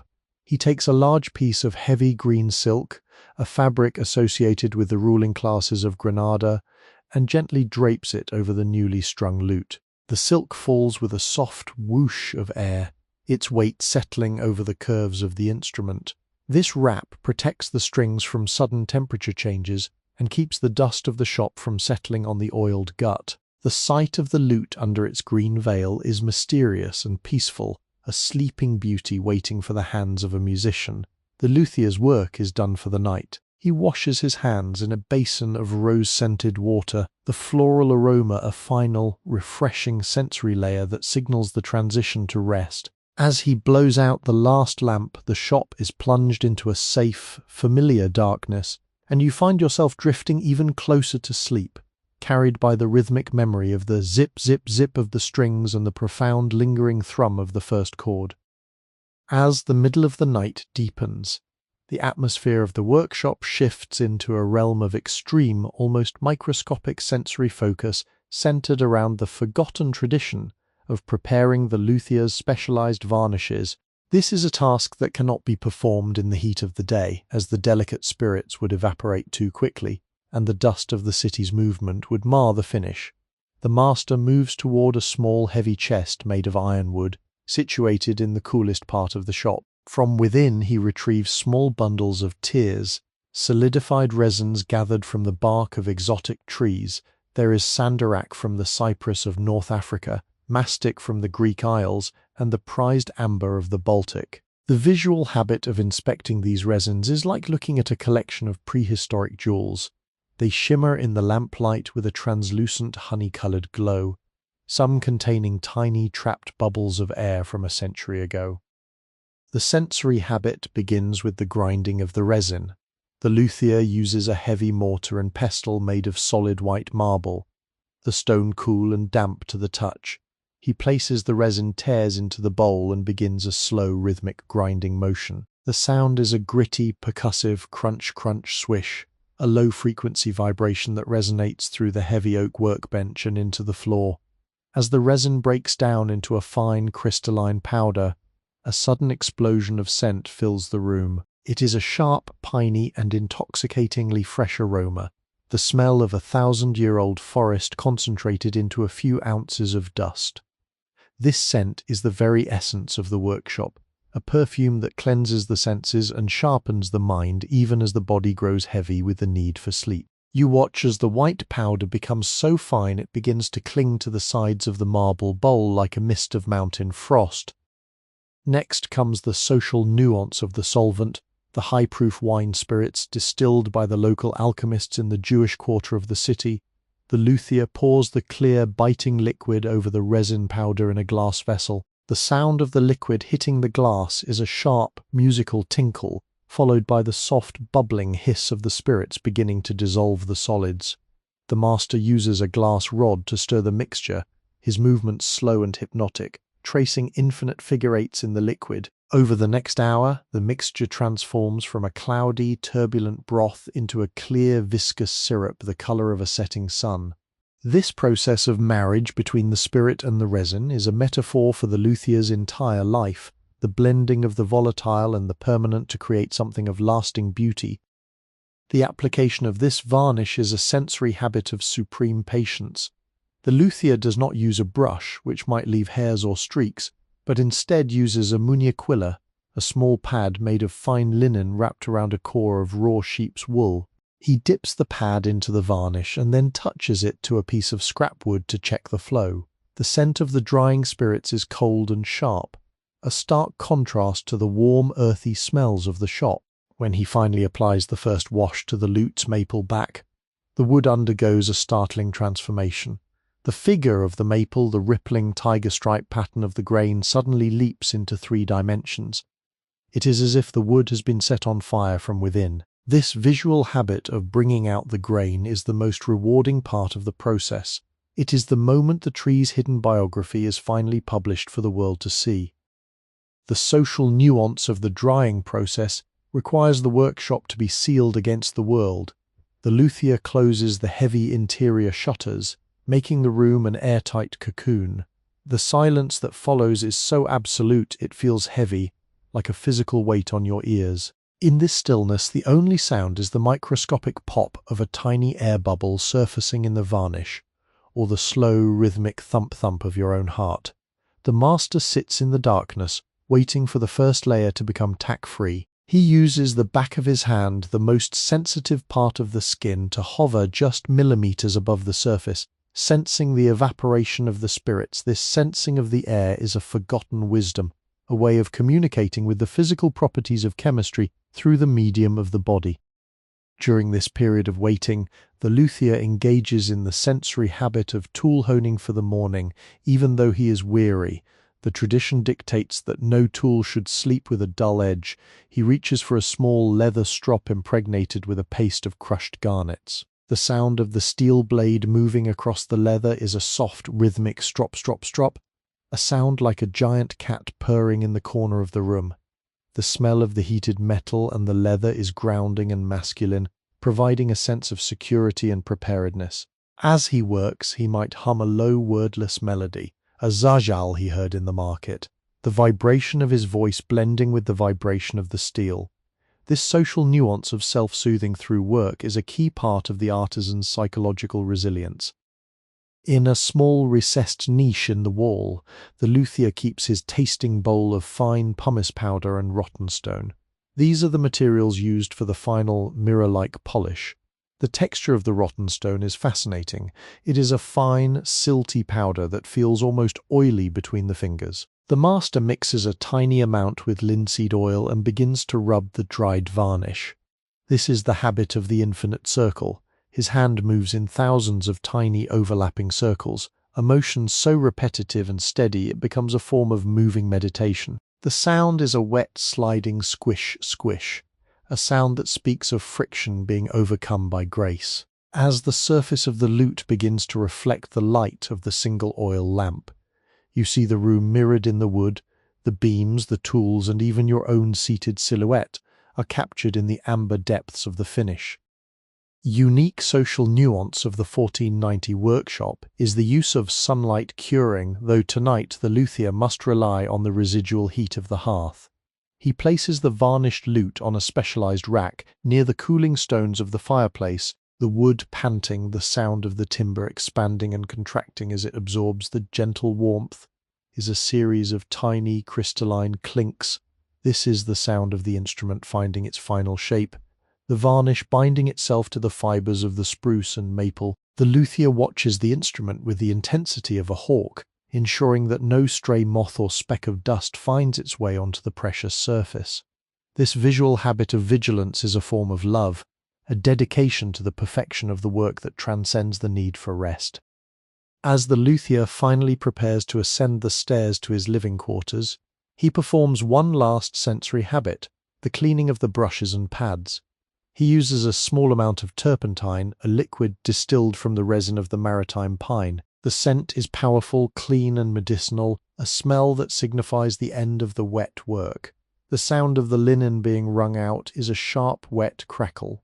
He lays the pads out on a clean stone slab to dry, their colourful stains looking like a palette of autumnal leaves. This final act of order is the social nuance that allows the shop to remain a sanctuary.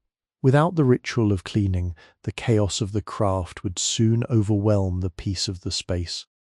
You in your chair are now fully enveloped in the scent of the finish. The complex blend of pine, almond, resin, and wine spirits creates a sensory cloud that is both stimulating and deeply relaxing. Your eyes are drawn to the shimmering surface of the lute on its rack, its golden glow a beacon in the dim room. The repetitive motions of the grinding, the stirring, and the circling have woven a hypnotic web around your consciousness. The history of 1490 is no longer a distant concept. It is the feel of the marble mortar, the smell of the sandrack, and the sight of the grain coming to life. As the master's footsteps fade on the wooden stairs above, the workshop settles into its final nocturnal peace, leaving you to drift in the amber light of a world where beauty is the only law.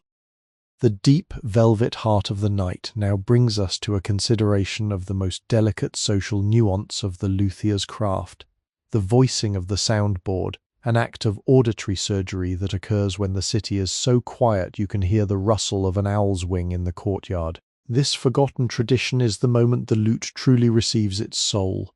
The luthier takes a finished soundboard, a thin pale leaf of alpine spruce, and holds it delicately between his thumb and forefinger at a specific nodal point. He then taps the wood with his middle finger, a sharp, rhythmic tock, tock, tock.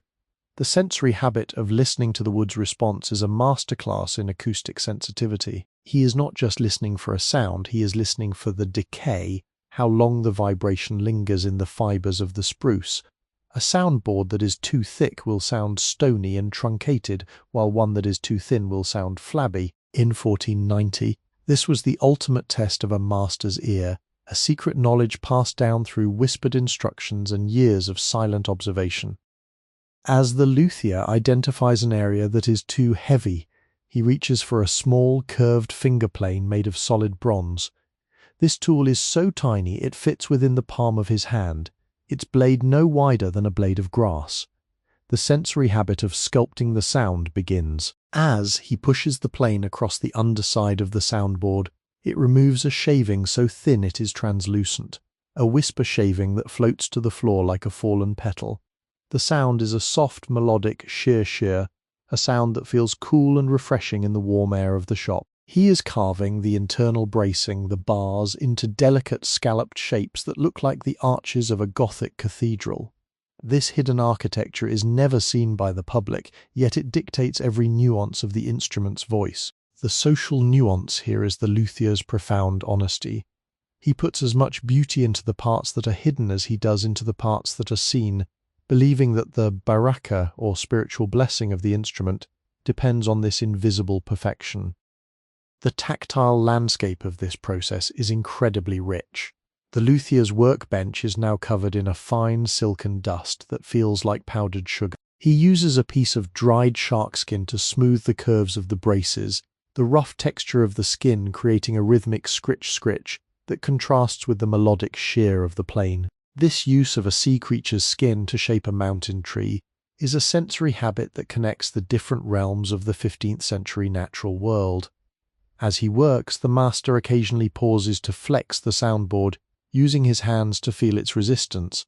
The wood is no longer a stiff plank, it has become a flexible, springy diaphragm, vibrating with potential energy. The feeling of the wood yielding to his touch is a moment of profound sensory satisfaction, a physical confirmation that the luthier and the material have reached a state of mutual understanding.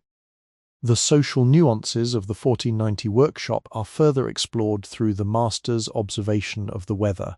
The luthier notices that the evening dampness from the nearby Darrow River is beginning to seep into the shop. This change in humidity is not just a weather report, it is a critical factor in the voicing. He reaches for a small perforated ceramic jar filled with dried rice and charcoal, which acts as a primitive desiccant to protect the soundboard. The sensory habit of reading the air is a forgotten wisdom. He can feel the change in the wood's weight and tension as the humidity rises, and he adjusts his carving accordingly. This constant dialogue with the environment makes the workshop feel like a living organism, a place where the artisan is perfectly synchronized with the pulse of the planet. In the corner of the shop, the luthier keeps a collection of acoustic references, small blocks of different woods that he strikes to recalibrate his ears. There is a block of ancient ebony that rings like a silver bell, and a piece of soft cedar that thuds like a heartbeat. The sensory habit of striking the reference is a ritual of grounding. The sound of the ebony, a bright metallic ting, cuts through the heavy silence of the night, startling the shadows. It serves as a reminder of the goal, a clarity of tone that can carry a melody through the largest banquet hall. This social nuance of maintaining high standards through constant comparison is what allowed the Andalusian lute to become the premier instrument of the European Renaissance. The visual habit of this late-night work is centered on the shadow mapping of the soundboard. The luthier places a single candle on the floor and holds the soundboard above it at a raking angle. The light reveals the topography of the wood, the tiny ridges of the grain and the slight undulations of the surface.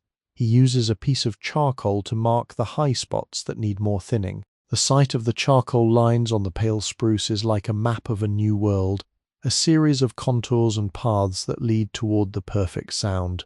This method of using light to see sound is a beautiful intersection of the senses, a reminder that in the workshop all perceptions are interconnected.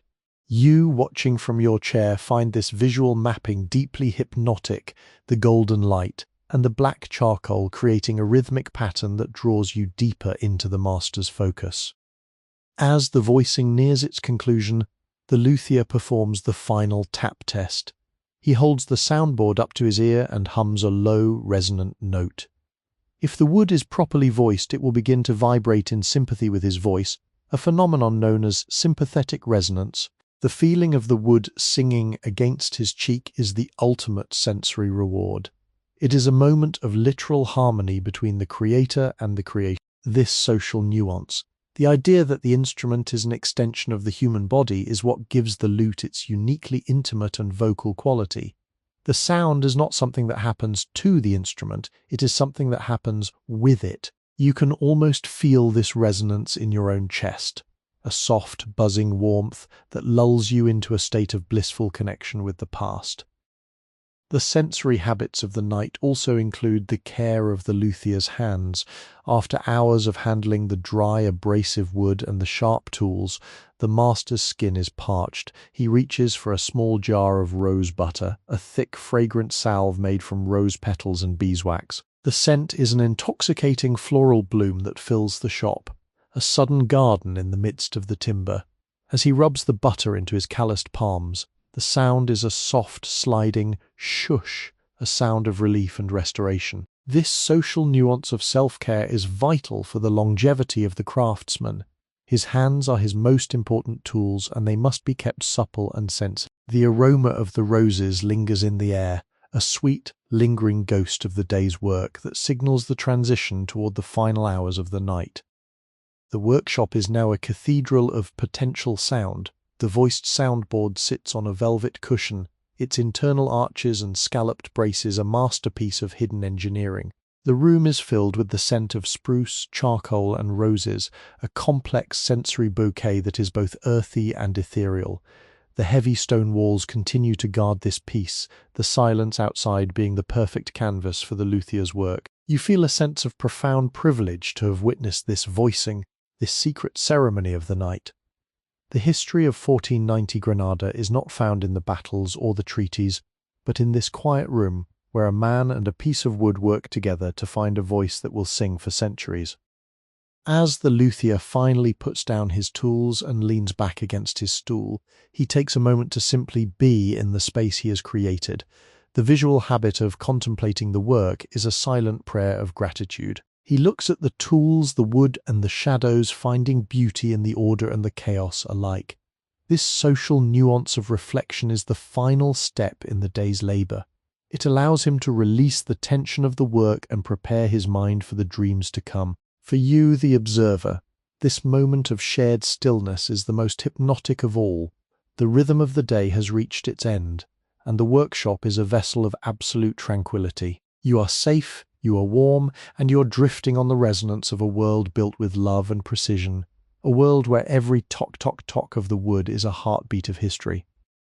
As the deep obsidian stillness of the Andalusian night reaches its zenith, we turn our attention to the most atmospheric and sensory-rich habit of the luthier's daily cycle, the curing of the resins and the final social nuances of the apprentice's evening duties. The workshop is now a theatre of cooling temperatures and shifting scents. The apprentice, a shadow moving within the shadows, begins the ritual of the floor. It is a forgotten tradition that the workshop floor must be prepared every night to ensure the humidity remains constant for the sensitive instruments. He takes a large, heavy broom made of bound broom corn and began to sweep the day's accumulation of wood shavings into a central pile. The sound is a rhythmic, textured swish-scrape, a dry, woody melody that resonates against the terracotta tiles. This pile of shavings, pale spruce, dark walnut, and reddish cedar, is a mountain of fragrance, releasing a final, concentrated burst of forest scent as it is disturbed. The sensory habit of the dampening follows.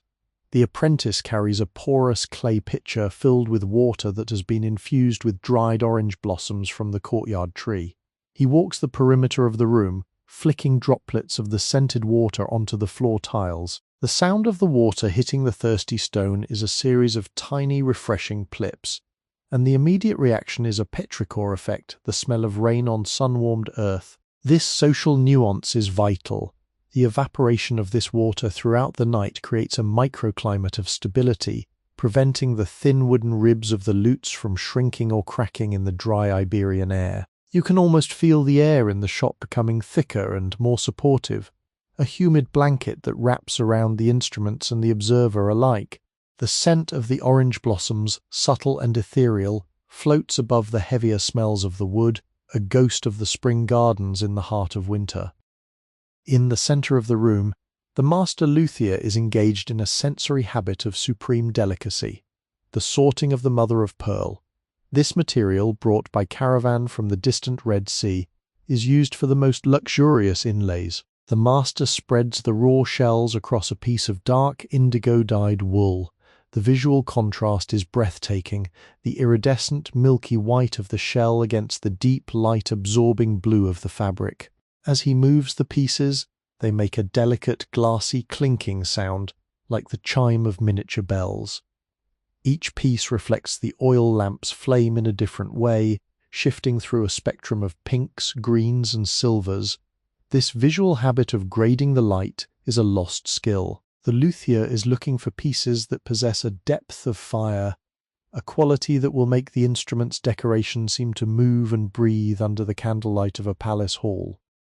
The social nuances of 1490 Granada are also felt in the way the luthier prepares for the next day's visitors. He takes a small iron-bound chest and organizes his showpieces, fragments of wood and failed roses, that demonstrate the complexity of his work. This is a sensory habit of education. When a patron visits, the luthier does not just show the finished product, he allows them to feel the weight of the ebony, to smell the raw resin, and to hear the ring of a seasoned soundboard. This interaction is a bridge between the world of commerce and the world of art, a way of ensuring the patron understands the soul of the object they are purchasing. The sound of the small wooden fragments being placed into the chest is a muffled, percussive thud-thud, a sound of orderly preparation that brings a sense of closure to the day. Your attention is then drawn to the habit of the candle making, because the luthier requires a steady, smoke-free light for his most detailed work. He does not rely solely on oil lamps. Every few nights, he and the apprentice perform the social nuance of dipping their own beeswax candles. The scent of the melting wax is perhaps the most comforting smell in the shop, sweet, heavy, and reminiscent of summer meadows. The sound of the cotton wicks being dipped into the liquid wax is a soft, rhythmic schlorp drip, a liquid cadence that marks the passage of time. As the layers of wax build up, The candles become smooth, pale cylinders that feel cool and slightly sticky to the touch. These candles are the keepers of the light for the workshop, their steady flames providing the clarity needed to carve the soundhole roses. The sensory landscape is further defined by the cleaning of the glue pot. This is a humble but essential tradition. The apprentice uses a small, stiff brush and warm water to scrub the remains of the day's hide glue from the copper vessel. The sound is a vigorous scrub splash, and the scent is pungent and organic, a reminder of the animal-based materials that bind the instrument together. Once cleaned, the copper pot is polished until it reflects the red embers of the hearth, a shining sun in the corner of the shop. This social nuance of honouring the vessel is a key part of the workshop's philosophy. Even the lowliest tool is treated with respect and care. As the night continues its slow rotation, the luthier performs the visual habit of the scale check. He uses a primitive but accurate balance scale made of bronze to weigh the different components of a lute. In 1490, the weight of an instrument was a key indicator of its quality. A master-built lute was expected to be as light as a bird's bone, yet strong enough to resist the pull of the strings.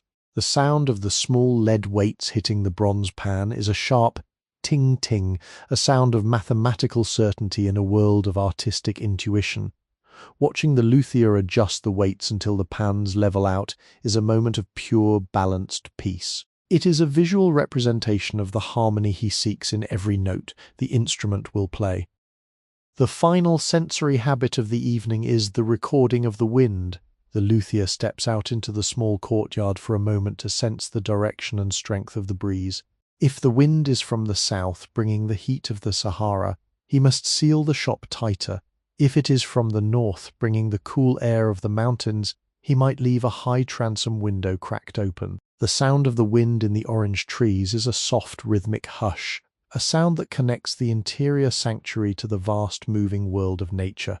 This social nuance of environmental attunement makes the luthier a weather seer as much as a woodworker. He returns to the shop carrying the scent of the night on his clothes, a mix of cold stone, damp earth, and distant wood smoke.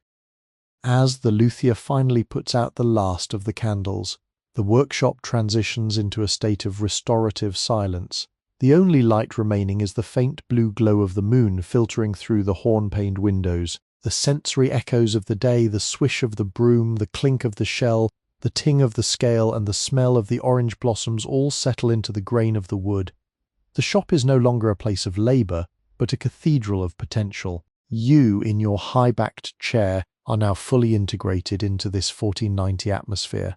The hypnotic pacing of the day's rituals has slowed your heart and stilled your mind. You are drifting on a sea of historical tranquility, safe in the knowledge that tomorrow the cycle of creation will begin again with the same love and precision. The workshop is a vessel of time holding the past, present, and future in a single silent moment. The luthier's world is a place where every sensory detail is a thread in a larger tapestry of beauty. As you close your eyes, you can still see the shimmering mother of pearl and smell the sweet beeswax. The history of the Andalusian night is not found in books, but in the swish-scrape of the apprentice's broom and the plip of the scented water. You are resting in the heart of a masterpiece, and as the darkness deepens, the music of the day fades into a perfect, dreamless sleep. Every breath you take is a connection to this ancient piece, a rhythmic pulse that carries you deeper and deeper into the soothing embrace of the luthier's sanctuary. The deep, resonant silence of the small hours invites a shift from the physical labour of the hands to the vast philosophical landscape of the mind, a transition that defines the luthier's role as a guardian of legacy and time. As you sit in the deepening shadows, you begin to perceive the workshop not merely as a room of wood and stone, but as a vessel for the continuity of human thought. The luthier, now resting his weary body but keeping his spirit alert, contemplates the nature of the materials he has spent a lifetime shaping. He understands that a piece of alpine spruce harvested from the north-facing slope of a mountain peak carries within its tight rhythmic growth rings a record of 100 winters. When he touches the wood, he is touching time itself, a slow, silent accumulation of seasons, sunrises and storms that predates his own birth and will likely outlast his own memory. This reflection on the life of the wood is a central philosophy of the 1490 craft. The artisan does not see himself as a conqueror of nature, but as a translator who coaxes the hidden history of the tree into a new musical form. This sense of legacy is woven into the very tools that rest upon the bench. You look at a small curved gouge with a handle made of dark, polished horn, and you realize that it has been held by 3 generations of luthiers before this one. The wood of the handle has been worn down by the specific pressure of thumbs long turned to dust, creating a shape that fits the current master's hand with a ghostly, preordained precision.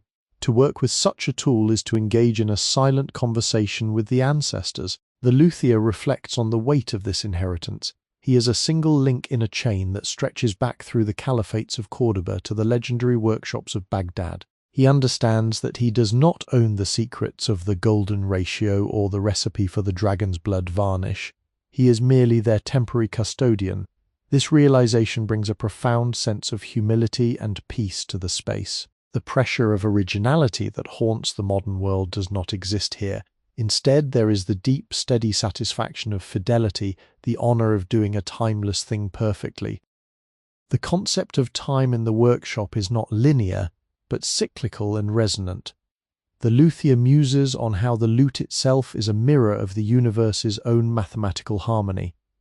In the philosophical traditions of 1490 Andalusia, music was seen as the audible geometry of the heavens. When the master carves the intricate rose at the center of the soundboard, a labyrinth of interlocking stars and unfolding petals, he is not just decorating an instrument, he is creating a mandala that represents the order of the cosmos. He reflects on the idea that just as the planets move in a silent, perfect music of the spheres, so too must the lute be tuned to reflect this divine equilibrium. This philosophy transforms the workshop into a temple of resonance. Every shaving of wood removed from a brace is an attempt to align the physical object more closely with an ideal, spiritual frequency. As you breathe in the cooling, resinous air, you feel the weight of this intention. It is a slow, heavy beauty that anchors your soul to the floor, making the frantic pace of your own century seem like a distant, flickering dream. Legacy also manifests in the ghost notes that seem to inhabit the very walls of the shop. The luthier knows that wood is a living memory. It learns to vibrate over time. An instrument played for decades by a master musician will sound differently than one that has sat in silence. He reflects on the future of the lute currently resting on the bench, who will hold it in 50 years. What sorrows and joys will be channeled through its strings in the year 1540 or 1600?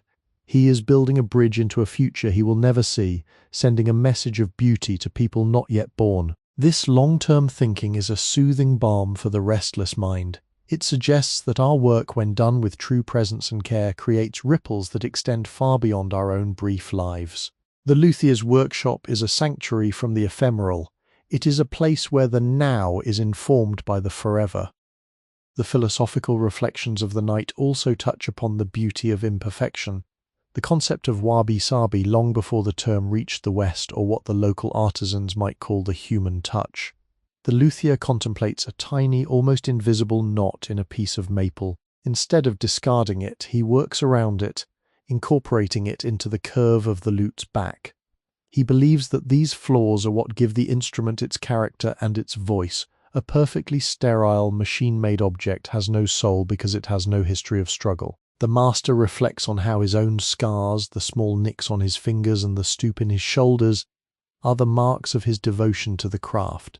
There is a deep, quiet dignity in this acceptance of the physical world's limitations. It invites you to release your own need for perfection, to accept the grain of your own life with the same grace the luthier shows to his timber. As the moonlight shifts across the floor, illuminating the dust motes like a galaxy of tiny stars, the luthier thinks about the relationship between silence and sound. He realizes that his entire life's work is dedicated to the creation of a vessel that holds silence until it is touched by a human hand. The lute is a box of quietude. Without the silence of the wood, the music would have no home. Without the silence of the room, the music would have no meaning. This appreciation for the void is a profoundly relaxing philosophy. It suggests that the gaps in our lives, The moments of stillness, the pauses between breaths, are not empty spaces, but the very foundation upon which beauty is built. In this workshop, the silence is as carefully crafted as the instruments themselves. You are sitting within a masterpiece of quiet, a deliberate vacuum that allows your mind to expand and rest. The luthier's thoughts turn finally to the ephemeral nature of the music itself. Unlike a painting that sits on a wall or a statue that stands in a plaza, the music of the lute exists only in the moment it is played. It is a vanishing art, a sequence of vibrations that shimmer in the air and then disappear into the plaster and stone. He reflects on how this makes the instrument even more precious. It is a tool for the sanctification of the moment. Building a lute is an act of faith in the importance of the now. This philosophy encourages a state of deep mindfulness. Every stroke of the plane, every drop of glue, and every twist of the peg is done for the sake of a beauty that will be as fleeting as a summer breeze, yet as profound as a prayer. As you absorb this thought, the tension in your body begins to dissolve completely. You are learning to value the passing moment, to find peace in the realization that nothing needs to be held onto, only experienced with full heart and clear mind. The workshop is now a sanctuary of pure legacy. The air is heavy with the scent of 500 years of craftsmanship, a thick, comforting aroma of cedar, beeswax, and thyme. You feel the presence of the luthier's thoughts as a physical warmth, a soft light that radiates from the workbench and the suspended lutes. The architecture of the shop, the heavy stone, the dark beams, the terracotta floor, serves as the physical anchor for these lofty reflections. You are tucked safely into a fold of history where the soul is given room to breathe. The slow, hypnotic rhythm of these philosophical musings has turned the workshop into a dream space, a place where the boundaries between the past and the present have grown thin and permeable. As you sit in the silence, you realize that you are not just learning about the history of a lute maker in 1490, you are participating in his legacy of peace. The luthier has created this space for you just as he created the lutes for the musicians of his time. It is a gift of stillness, a reminder that in a world of constant change there are things that remain true. The grain of the wood, the curve of the arch, and the capacity of the human heart to find rest in the beauty of a slow, deliberate life. The night continues its silent march toward the dawn, but here in the amber glow of the workshop, time has found its perfect resonant stasis. You are home, you are safe, and you are part of a story that has no end, only a beautiful, vibrating continuation. The deep indigo stillness of the pre-dawn hours brings a shift toward the most profound layer of the luthier's philosophy. The concept of the inner resonance, a reflection on the legacy of the spirit that resides within the physical shell of the instrument. As the master sits in the cooling air of the shop, he gazes at a lute suspended from a beam, its rounded back catching the silver sliver of moonlight. He reflects on the fact that he is not merely building a tool for entertainment, but a resonator for the human soul. In the mystical traditions of 1490 Andalusia, the lute was often compared to the human body. The soundboard was the chest, the strings were the vocal cords, and the rose was the breath or the spirit. This philosophical legacy dictates that the luthier must be in a state of internal peace while he works, for any agitation in his own heart might be frozen into the grain of the wood. This thought is immensely soothing. It suggests that the tranquility you feel in this room is not an accident, but a deliberate historical transmission of calm, preserved for 5 centuries in the amber of the craft. He muses on the legacy of the silent master, the teacher who taught him that the most important part of the lute is the air inside it. We often focus on the wood, the gold and the strings, but the music actually happens in the void, the dark, hollow space within the ribs. The luthier contemplates this sacred emptiness. He realizes that his entire life has been a journey of creating a perfect boundary for silence, a vessel that allows the air to vibrate in a specific harmonious way. This philosophy of the useful void is a powerful metaphor for rest. It invites you to see your own mind not as a cluttered room that needs to be organized, but as a hollow, resonant space that simply needs to be still. As you sit in your chair, let your thoughts become like the air inside the lute, unseen, weightless, yet capable of carrying the most beautiful melodies. The workshop becomes a temple of this creative emptiness, a place where the absence of noise is not a lack but a presence. The master's reflections turn to the legacy of the living bridge. He looks at the small piece of maple that sits atop the soundboard holding the tension of the strings. This bridge is the point of translation, where the energy of the finger becomes the vibration of the wood. He contemplates the immense pressure this tiny piece of timber must withstand, hundreds of pounds of force, year after year, without ever giving way. He sees this as a symbol of human resilience. We are all bridges, he thinks, carrying the weight of our histories and our duties. Yet if we are carved correctly and set upon a firm foundation, we do not break, we sing. This philosophy of strength through harmony is a cornerstone of the 1490 worldview. It suggests that peace is not the absence of tension, but the perfect distribution of it. The luthier finds a deep rhythmic comfort in the structural integrity of his work, and as you watch the shadows play across the bridge of the unfinished lute, you feel a corresponding sense of stability and strength settling into your own bones. He also considers the legacy of the forgotten forest. Every piece of wood in the shop is a ghost of a tree that once stood in a silent grove, drinking the rain and reaching for the sun. The luthier feels a philosophical obligation to honor that life by making the instrument as beautiful as possible. He reflects on the idea of continuance, that the tree is not dead, but has merely changed its form of expression. From a rustle of leaves in the wind to a pavan played in a courtyard, the spirit of the wood remains. This perspective on the cycles of life and art is deeply grounding. It removes the sting of endings and replaces it with the beauty of transformations. In the workshop, nothing is ever truly lost. It is refined, polished, and given a new voice. This sense of eternal return is like a slow, hypnotic pulse that lulls your mind into a state of acceptance, making the passage of time feel like a gentle, returning tide. The luthier's mind wanders to the social legacy of the convivencia, the period of relative coexistence between the different cultures of Spain that is now drawing to a poignant close in 1490.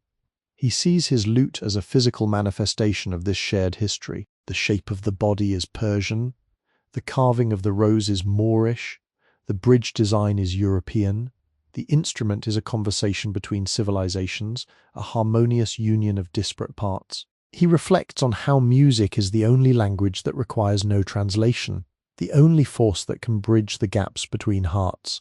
This philosophical legacy of unity through art gives the workshop a profound sense of purpose. It is a laboratory of peace, a place where the conflicts of the world are resolved through the mathematics of a string.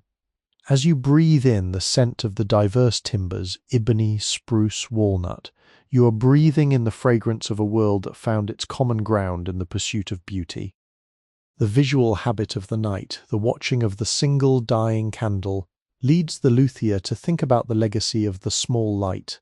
He reflects on how a tiny flame can illuminate a vast room, just as a single well-played note can fill a heavy heart with hope. He does not fear the encroaching darkness of the night, for he knows that the darkness is necessary for the light to be seen. This philosophy of balance is a recurring theme in his thoughts. The high notes need the low basses, the bright spruce needs the dark ebony, the work needs the rest. You find yourself nodding in silent agreement with this wisdom. The workshop is a place where the shadows are just as important as the highlights, and as you let your eyes close, you realize that the darkness of your own sleep is simply the rest between the notes of your life. Finally, the master contemplates the legacy of the anonymous hand. He knows that in a century his name may be forgotten, but the lute he built tonight will still exist. Someone will pick it up, stroke its polished back, and wonder about the man who made it. He reflects on the beauty of working for the work itself without the need for fame or recognition.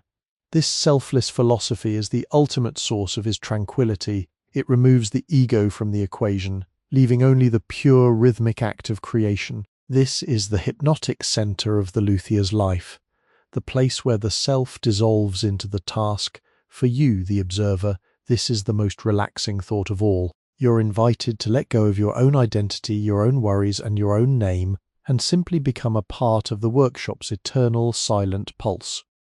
The air in the shop is now very cool, carrying the first faint hint of the mountain snows.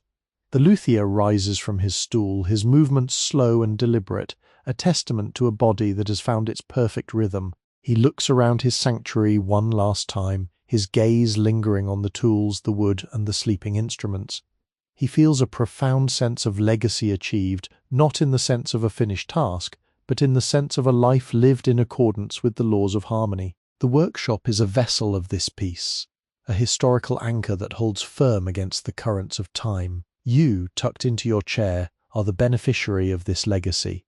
The philosophy of the luthier has become your own, a soft, heavy blanket of wisdom that prepares you for the deepest of rests. As the master finally begins his slow ascent to the upper rooms, the shop settles into its final, most resonant silence. The inner resonance of the lutes continues to hum in the air, a microscopic vibration that aligns with the rhythm of the stars. You are safe in the heart of 1490, a guest in a world where every detail is a masterpiece and every thought is a prayer for peace. The legacy of the luthier is now your legacy. The stillness of the wood is now your stillness. As the darkness of the night becomes the softness of a dream, you realize that you have found the perfect place to let go. The history of the Andalusian night is a lullaby, and the workshop is the cradle. Sleep now, for the music is in the silence, and the silence is beautiful. The final movement of the night's philosophical journey brings the luthier to the contemplation of the beauty of the unseen, a reflection on the silent legacy of the hours spent in solitude. As the blue-black veil of the pre-dawn sky begins to thin, the master luthier leans his head back against the cool stone of the wall, his eyes tracing the faint outlines of the instruments in the rafters. He muses on the thousands of hours he has spent alone in this shop, hours that the world will never see, yet which are contained within the resonance of every string. He reflects on the idea that the true value of an object is not found in its outward appearance, but in the quality of the attention given to it during its creation. This philosophy of invisible labor is a soothing anchor. It suggests that nothing is ever wasted if it is done with presence.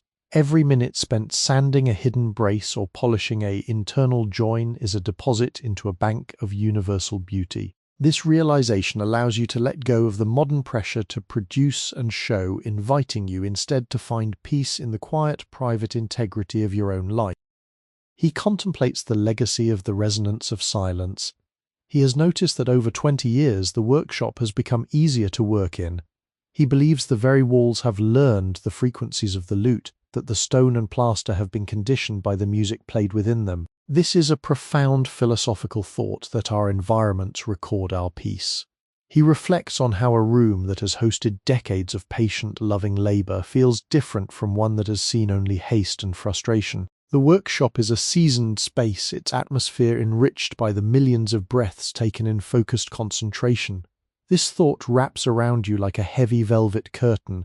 You are resting in a place that has been taught how to be still. The air itself feels supportive, as if the cumulative peace of 5 centuries is holding you in a gentle, persistent embrace. The luthier turns his mind to the legacy of the gift of the hand.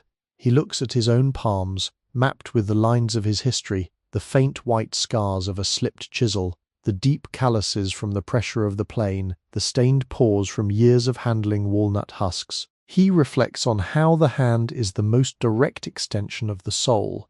In 1490, the handmade object was not a luxury, but the standard of human existence. He muses on the honesty of the hand. Unlike a machine, the hand is capable of infinite, subtle variations that respond to the unique voice of each piece of wood.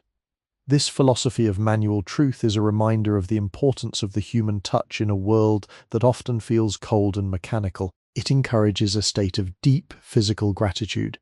As you rest, you might feel the weight of your own hands in your lap, appreciating them not just for what they do, but for their role as the primary sensors of your world.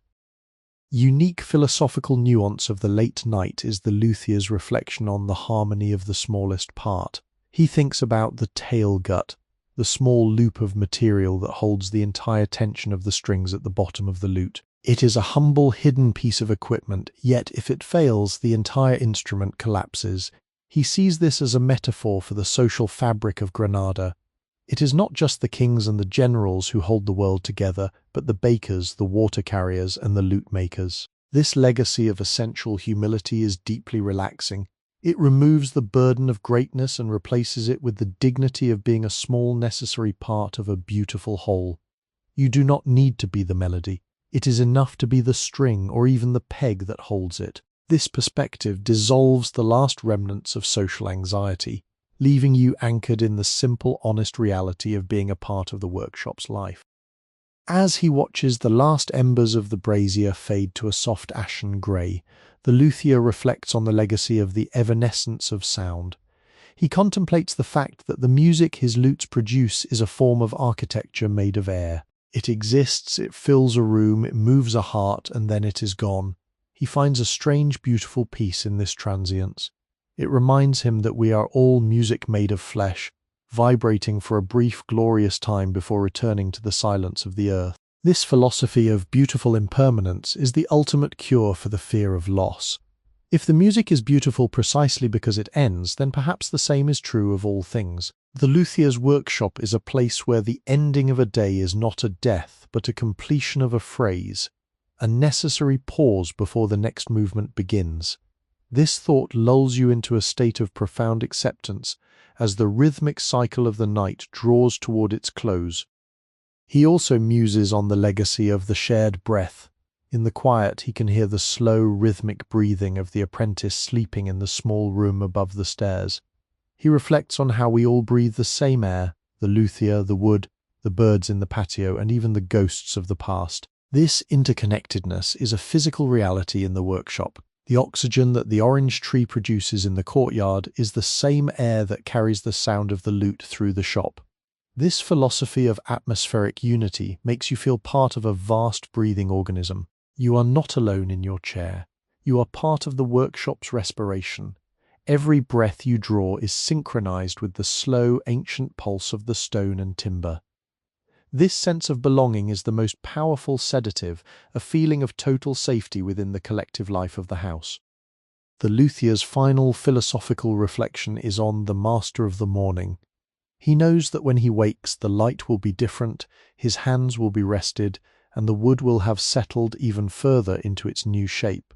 He reflects on the grace of the fresh start. No matter what mistakes were made today, the morning offers a clean soundboard, a sharpened blade, and a new opportunity to seek harmony.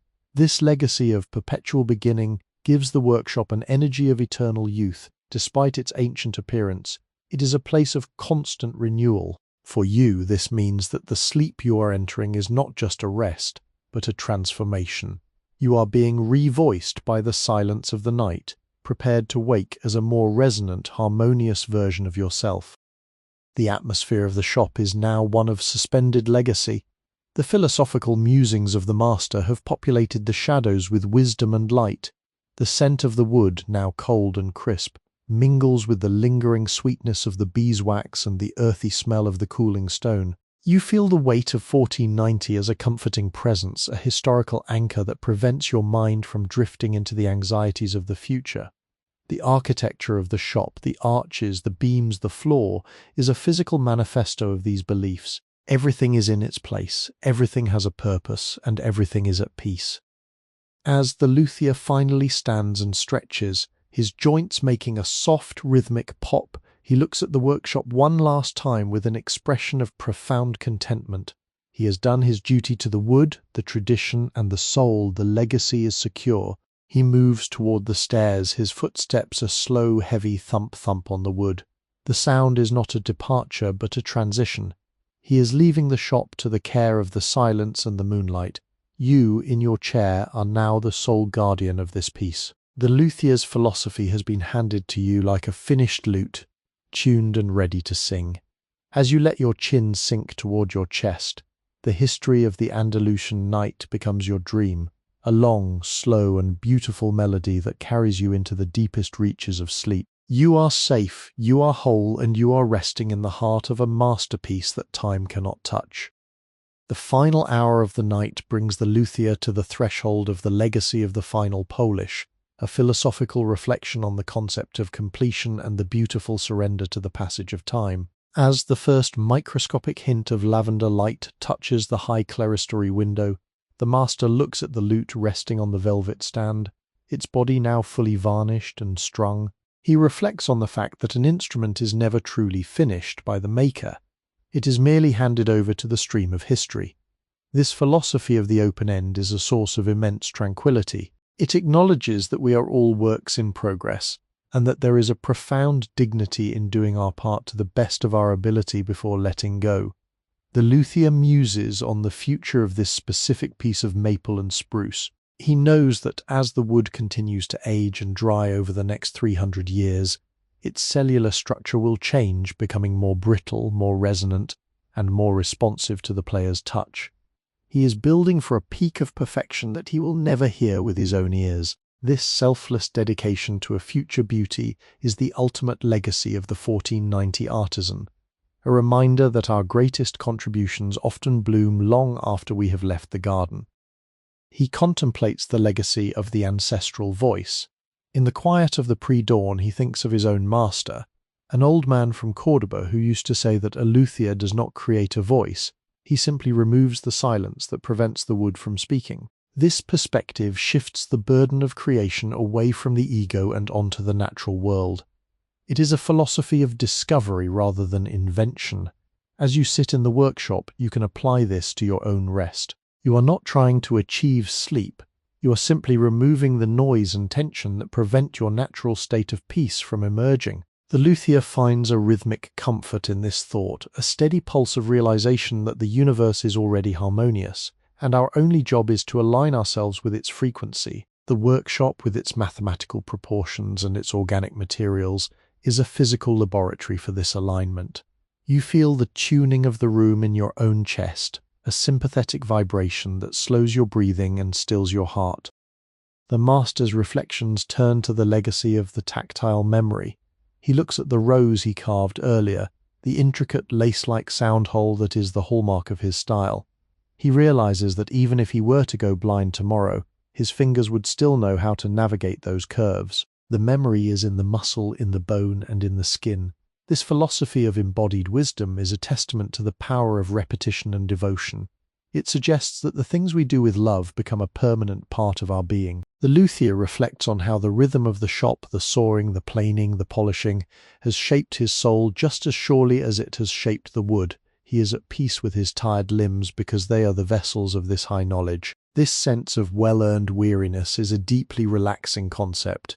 It invites you to see your own fatigue not as a burden, but as a sign of a life fully engaged with the world. Unique philosophical nuance of this final hour is the contemplation of the shadow of the crescent. The luthier looks at the moon's reflection in a basin of water, noticing how the ripples distort the light. He reflects on the idea that our perception of the past and the future is always like that reflection, beautiful yet shimmering and slightly out of reach. 1490, with the world shifting beneath his feet, he finds stability in the things that do not change. The scent of cedar, the sharpness of steel, and the geometry of a string. This legacy of essentialism is a powerful sedative for the modern mind. It encourages you to strip away the ripples of your daily worries and focus on the still water of your breath. The workshop is a place where the essential is celebrated and the superfluous is planed away. As you absorb this atmosphere, you feel a sense of lightness, as if the heavy shavings of your own life are being swept away by the apprentice's phantom broom. He also muses on the legacy of the silent apprentice.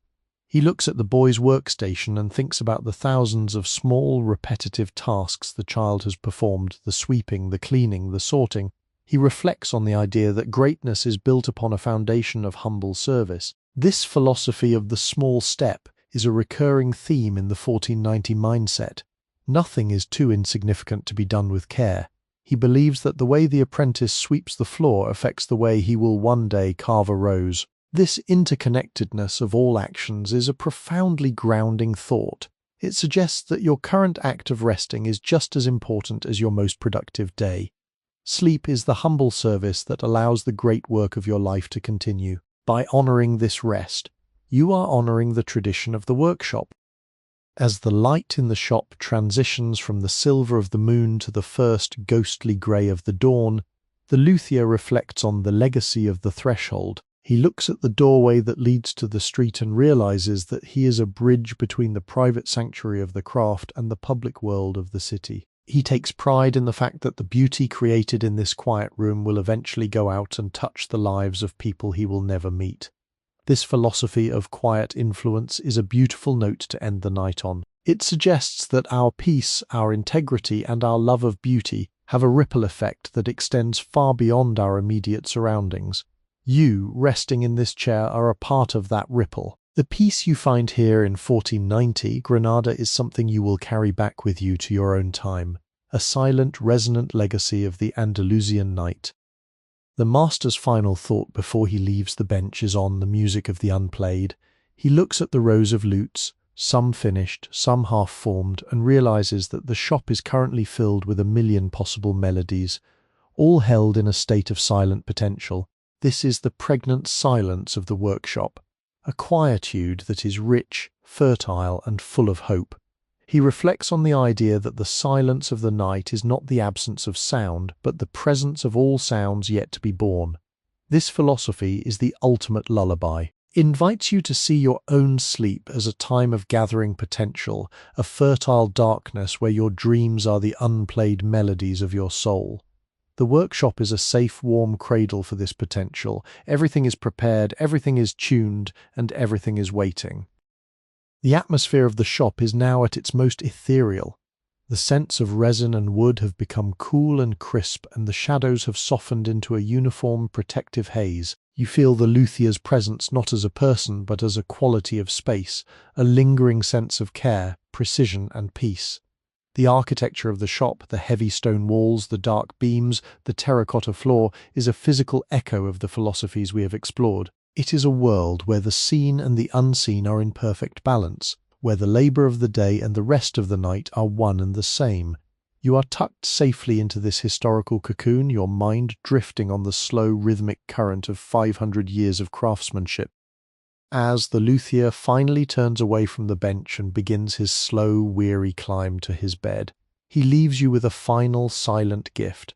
The realization that the past is never truly gone as long as its piece is remembered. The legacy of the workshop is yours now. The stillness of the wood, the resonance of the air, and the wisdom of the slow path are all part of your own spirit. You are resting in the heart of a masterpiece, and as the darkness of the night becomes the light of a new day, you realize that you have found the perfect resonant center of your own soul. The history of the Andalusian night is a long, beautiful chord that never truly decays. Sleep now, for the luthier's work is done, and your rest is the most beautiful music of all. The final transition of the night begins as the workshop surrenders itself to the deep, rhythmic pulse of the impending dawn, a time when the boundaries between the physical world and the world of dreams become as thin as a spruce soundboard. The luthier has long since ascended the creaking stairs, and you are left as the silent guardian of this sanctuary. The air in the room has reached its maximum density, a cool, supportive weight that feels like a physical embrace. You notice the repetitive, soothing imagery of the dust waltz in the dying moonlight, the millions of tiny particles of cedar and maple that have settled into a slow vertical descent. They move in a cadence that mimics a slow-motion rainfall, a silent, visual lullaby that draws your eyelids lower with every passing second. Each mote is a fragment of a tree, a piece of history, drifting toward the floor in a state of perfect, weightless surrender. You find yourself synchronizing your own heartbeat to this microscopic fall, letting the heaviness of the dust become the heaviness of your own limbs.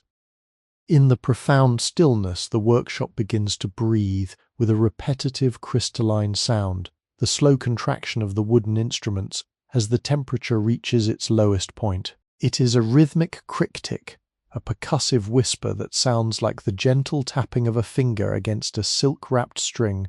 This sound is not jarring, it is the heartbeat of the house, a predictable and comforting reassurance that the wood is alive and well. You watch the rows of lutes hanging from the rafters, their pear-shaped bodies swaying with an almost imperceptible rhythm in the draught.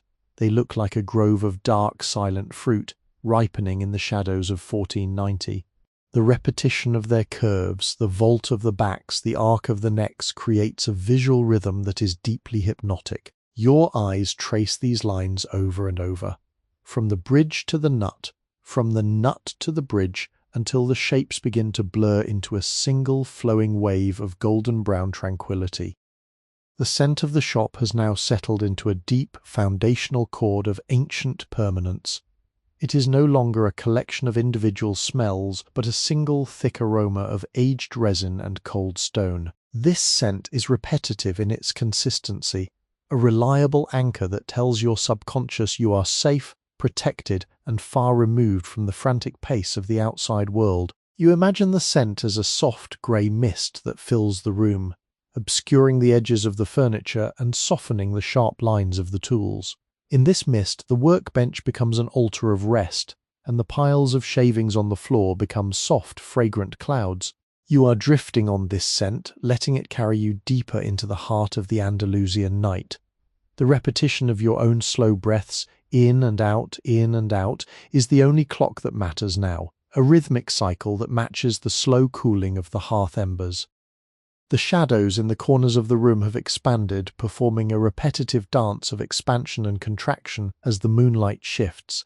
They are like soft velvet blankets being folded over the shop, layer upon layer of darkness providing a cocoon of absolute privacy. You watch the way a single shadow moves across the face of a finished lute, slowly eclipsing the pale spruce soundboard until only the dark ebony of the bridge remains visible. This slow, predictable movement is the ultimate sedative. It is the visual representation of letting go, as the details of the day are swallowed by the peaceful uniformity of the night. The history of 1490 is now just a series of repetitive, soothing sensations, the cool touch of the air, the deep smell of the wood, the rhythmic tick of the timber, and the soft grey light of the moon. You find your mind returning again and again to the image of the luthier's hands, the repetitive motion of the plane, the circular path of the polishing cloth, the steady tie of the gut string. These motions have left a residue of peace in the air, a muscle memory of tranquility that you are now absorbing. The workshop is a vessel of these repeated acts of love and care, a place where the human spirit has found its perfect rhythmic expression. As the darkness deepens, these images begin to dissolve into abstract patterns of light and shade. The rose of the lute becomes a spinning star, the grain of the maple becomes a flowing river, and the strings become rays of silver light. You are no longer watching the shop, you are becoming part of its repetitive nocturnal pulse. The weight of your body is being absorbed into the sheepskin of your chair, and the chair is being absorbed into the stone of the floor. Everything in the workshop is now a loop of rest. The water in the copper basin is a still, dark circle. The curves of the lutes are endless arcs. The scent of the cedar is a constant, circling presence. This repetition is the key to your surrender. It bypasses the analytical mind and speaks directly to the soul, telling it that the work is finished, the tools are put away, and the night is in control. You are floating in a sea of historical amber, a thick protective medium that preserves your peace for all eternity. The world outside Granada, the kings, the wars, the changing maps, is a distant, flickering ghost that cannot penetrate these thick stone walls. Here there is only the tick of the wood, the shh of the dust, and the deep repetitive rhythm of a world at rest. You are sinking slowly and beautifully into the velvet folds of the 1490 night, carried by the weight of 1,000 years of craftsmanship. As you drift on the threshold of sleep, the images of the shop begin to repeat in a soft kaleidoscopic pattern. You see the golden spruce, the dark ebony, the red clay, and the green silk, all swirling together in a gentle rhythmic dance. The sound of the first chord played by the master echoes in your mind, a long, shimmering thrum that never quite ends, but instead becomes the foundation of the silence. This is the sleep of the luthier, a rest that is as deep as a mountain root and as resonant as a cathedral bell. You are safe, you are cherished, and you are part of the legacy. The workshop is your sanctuary, the history is your lullaby, and the darkness is your friend. Every breath is a step deeper into the dream, a repetitive rhythmic descent into a place where time has finally beautifully stood still. The final, softest veil of the night now descends, bringing the absolute fade-out of the 1490 Andalusian workshop. The moon has dipped behind the jagged silhouette of the Alhambra, leaving the room in a state of primeval dark, a thick, velvety blackness that is the ultimate sanctuary for the weary spirit. In this darkness, the physical world has effectively ceased to exist, replaced by a repetitive internal landscape of soothing textures and sounds. You are no longer an observer, you are the silence itself. The only remaining sensation is the rhythmic, hypnotic pull of the earth, a gentle gravity that anchors your soul to the very center of the peaceful night. The air has grown so still that the only movement is the microscopic vibration of the seasoned wood, a silent music that you feel in your bones rather than hear with your ears. This is the final repetition. The pulse of the stone, the pulse of the wood, and the pulse of your own quiet heart, all beating as one in the indigo dark. The repetitive imagery of the floating lute carries you across the final border of consciousness. You imagine a single, perfect instrument, made of the palest spruce and the darkest ebony, drifting in a sea of liquid moonlight. It turns slowly over and over, its polished surfaces catching phantom glimmers of silver light. As it rotates, it releases a single, low-frequency note that resonates through the water, a hum that is the sound of the universe at rest. This image repeats in your mind's eye, the turn of the lute, the glint of the light, the hum of the string, until the boundaries of your own identity dissolve into the rhythm. You are the lute, you are the moonlight, and you are the hum. The history of 1490 is not a memory anymore. It is the very fabric of your dreams, a soft, repetitive tapestry of peace that has no beginning and no end. The scents of the workshop, the cedar, the beeswax, the resin, have become a part of your own breath, a constant rhythmic cycle of olfactory comfort. You inhale the wisdom of the wood and exhale the tension of the day. This cycle is a repetitive prayer for rest, a ritual that has been performed by every artisan who has ever slept within these walls. You feel the weight of the sheepskin against your back, a repetitive soft pressure that reminds you of the warmth of the earth. The stone floor beneath you is a repetitive, cool foundation that reminds you of the strength of the mountains. Everything is in its right place. Everything is exactly as it should be. The work is done, the master is sleeping, and the shop is a vessel of pure, unadulterated tranquility. As you drift further, the tick-tick of the wood contraction becomes a distant rhythmic tapping on the door of your dreams, inviting you to enter a world where time is measured only by the heartbeat of the forest. You see the luthier's tools one by one fading into the dark, the bronze plane, the ebony gauge, the silver bell, the marble mortar. They are repetitive symbols of order and care, now resting in their leather wraps and wooden boxes. The rose of the soundboard is the last thing to fade, its complex geometry spinning slowly like a celestial galaxy, drawing you into its center where there is only silence and light.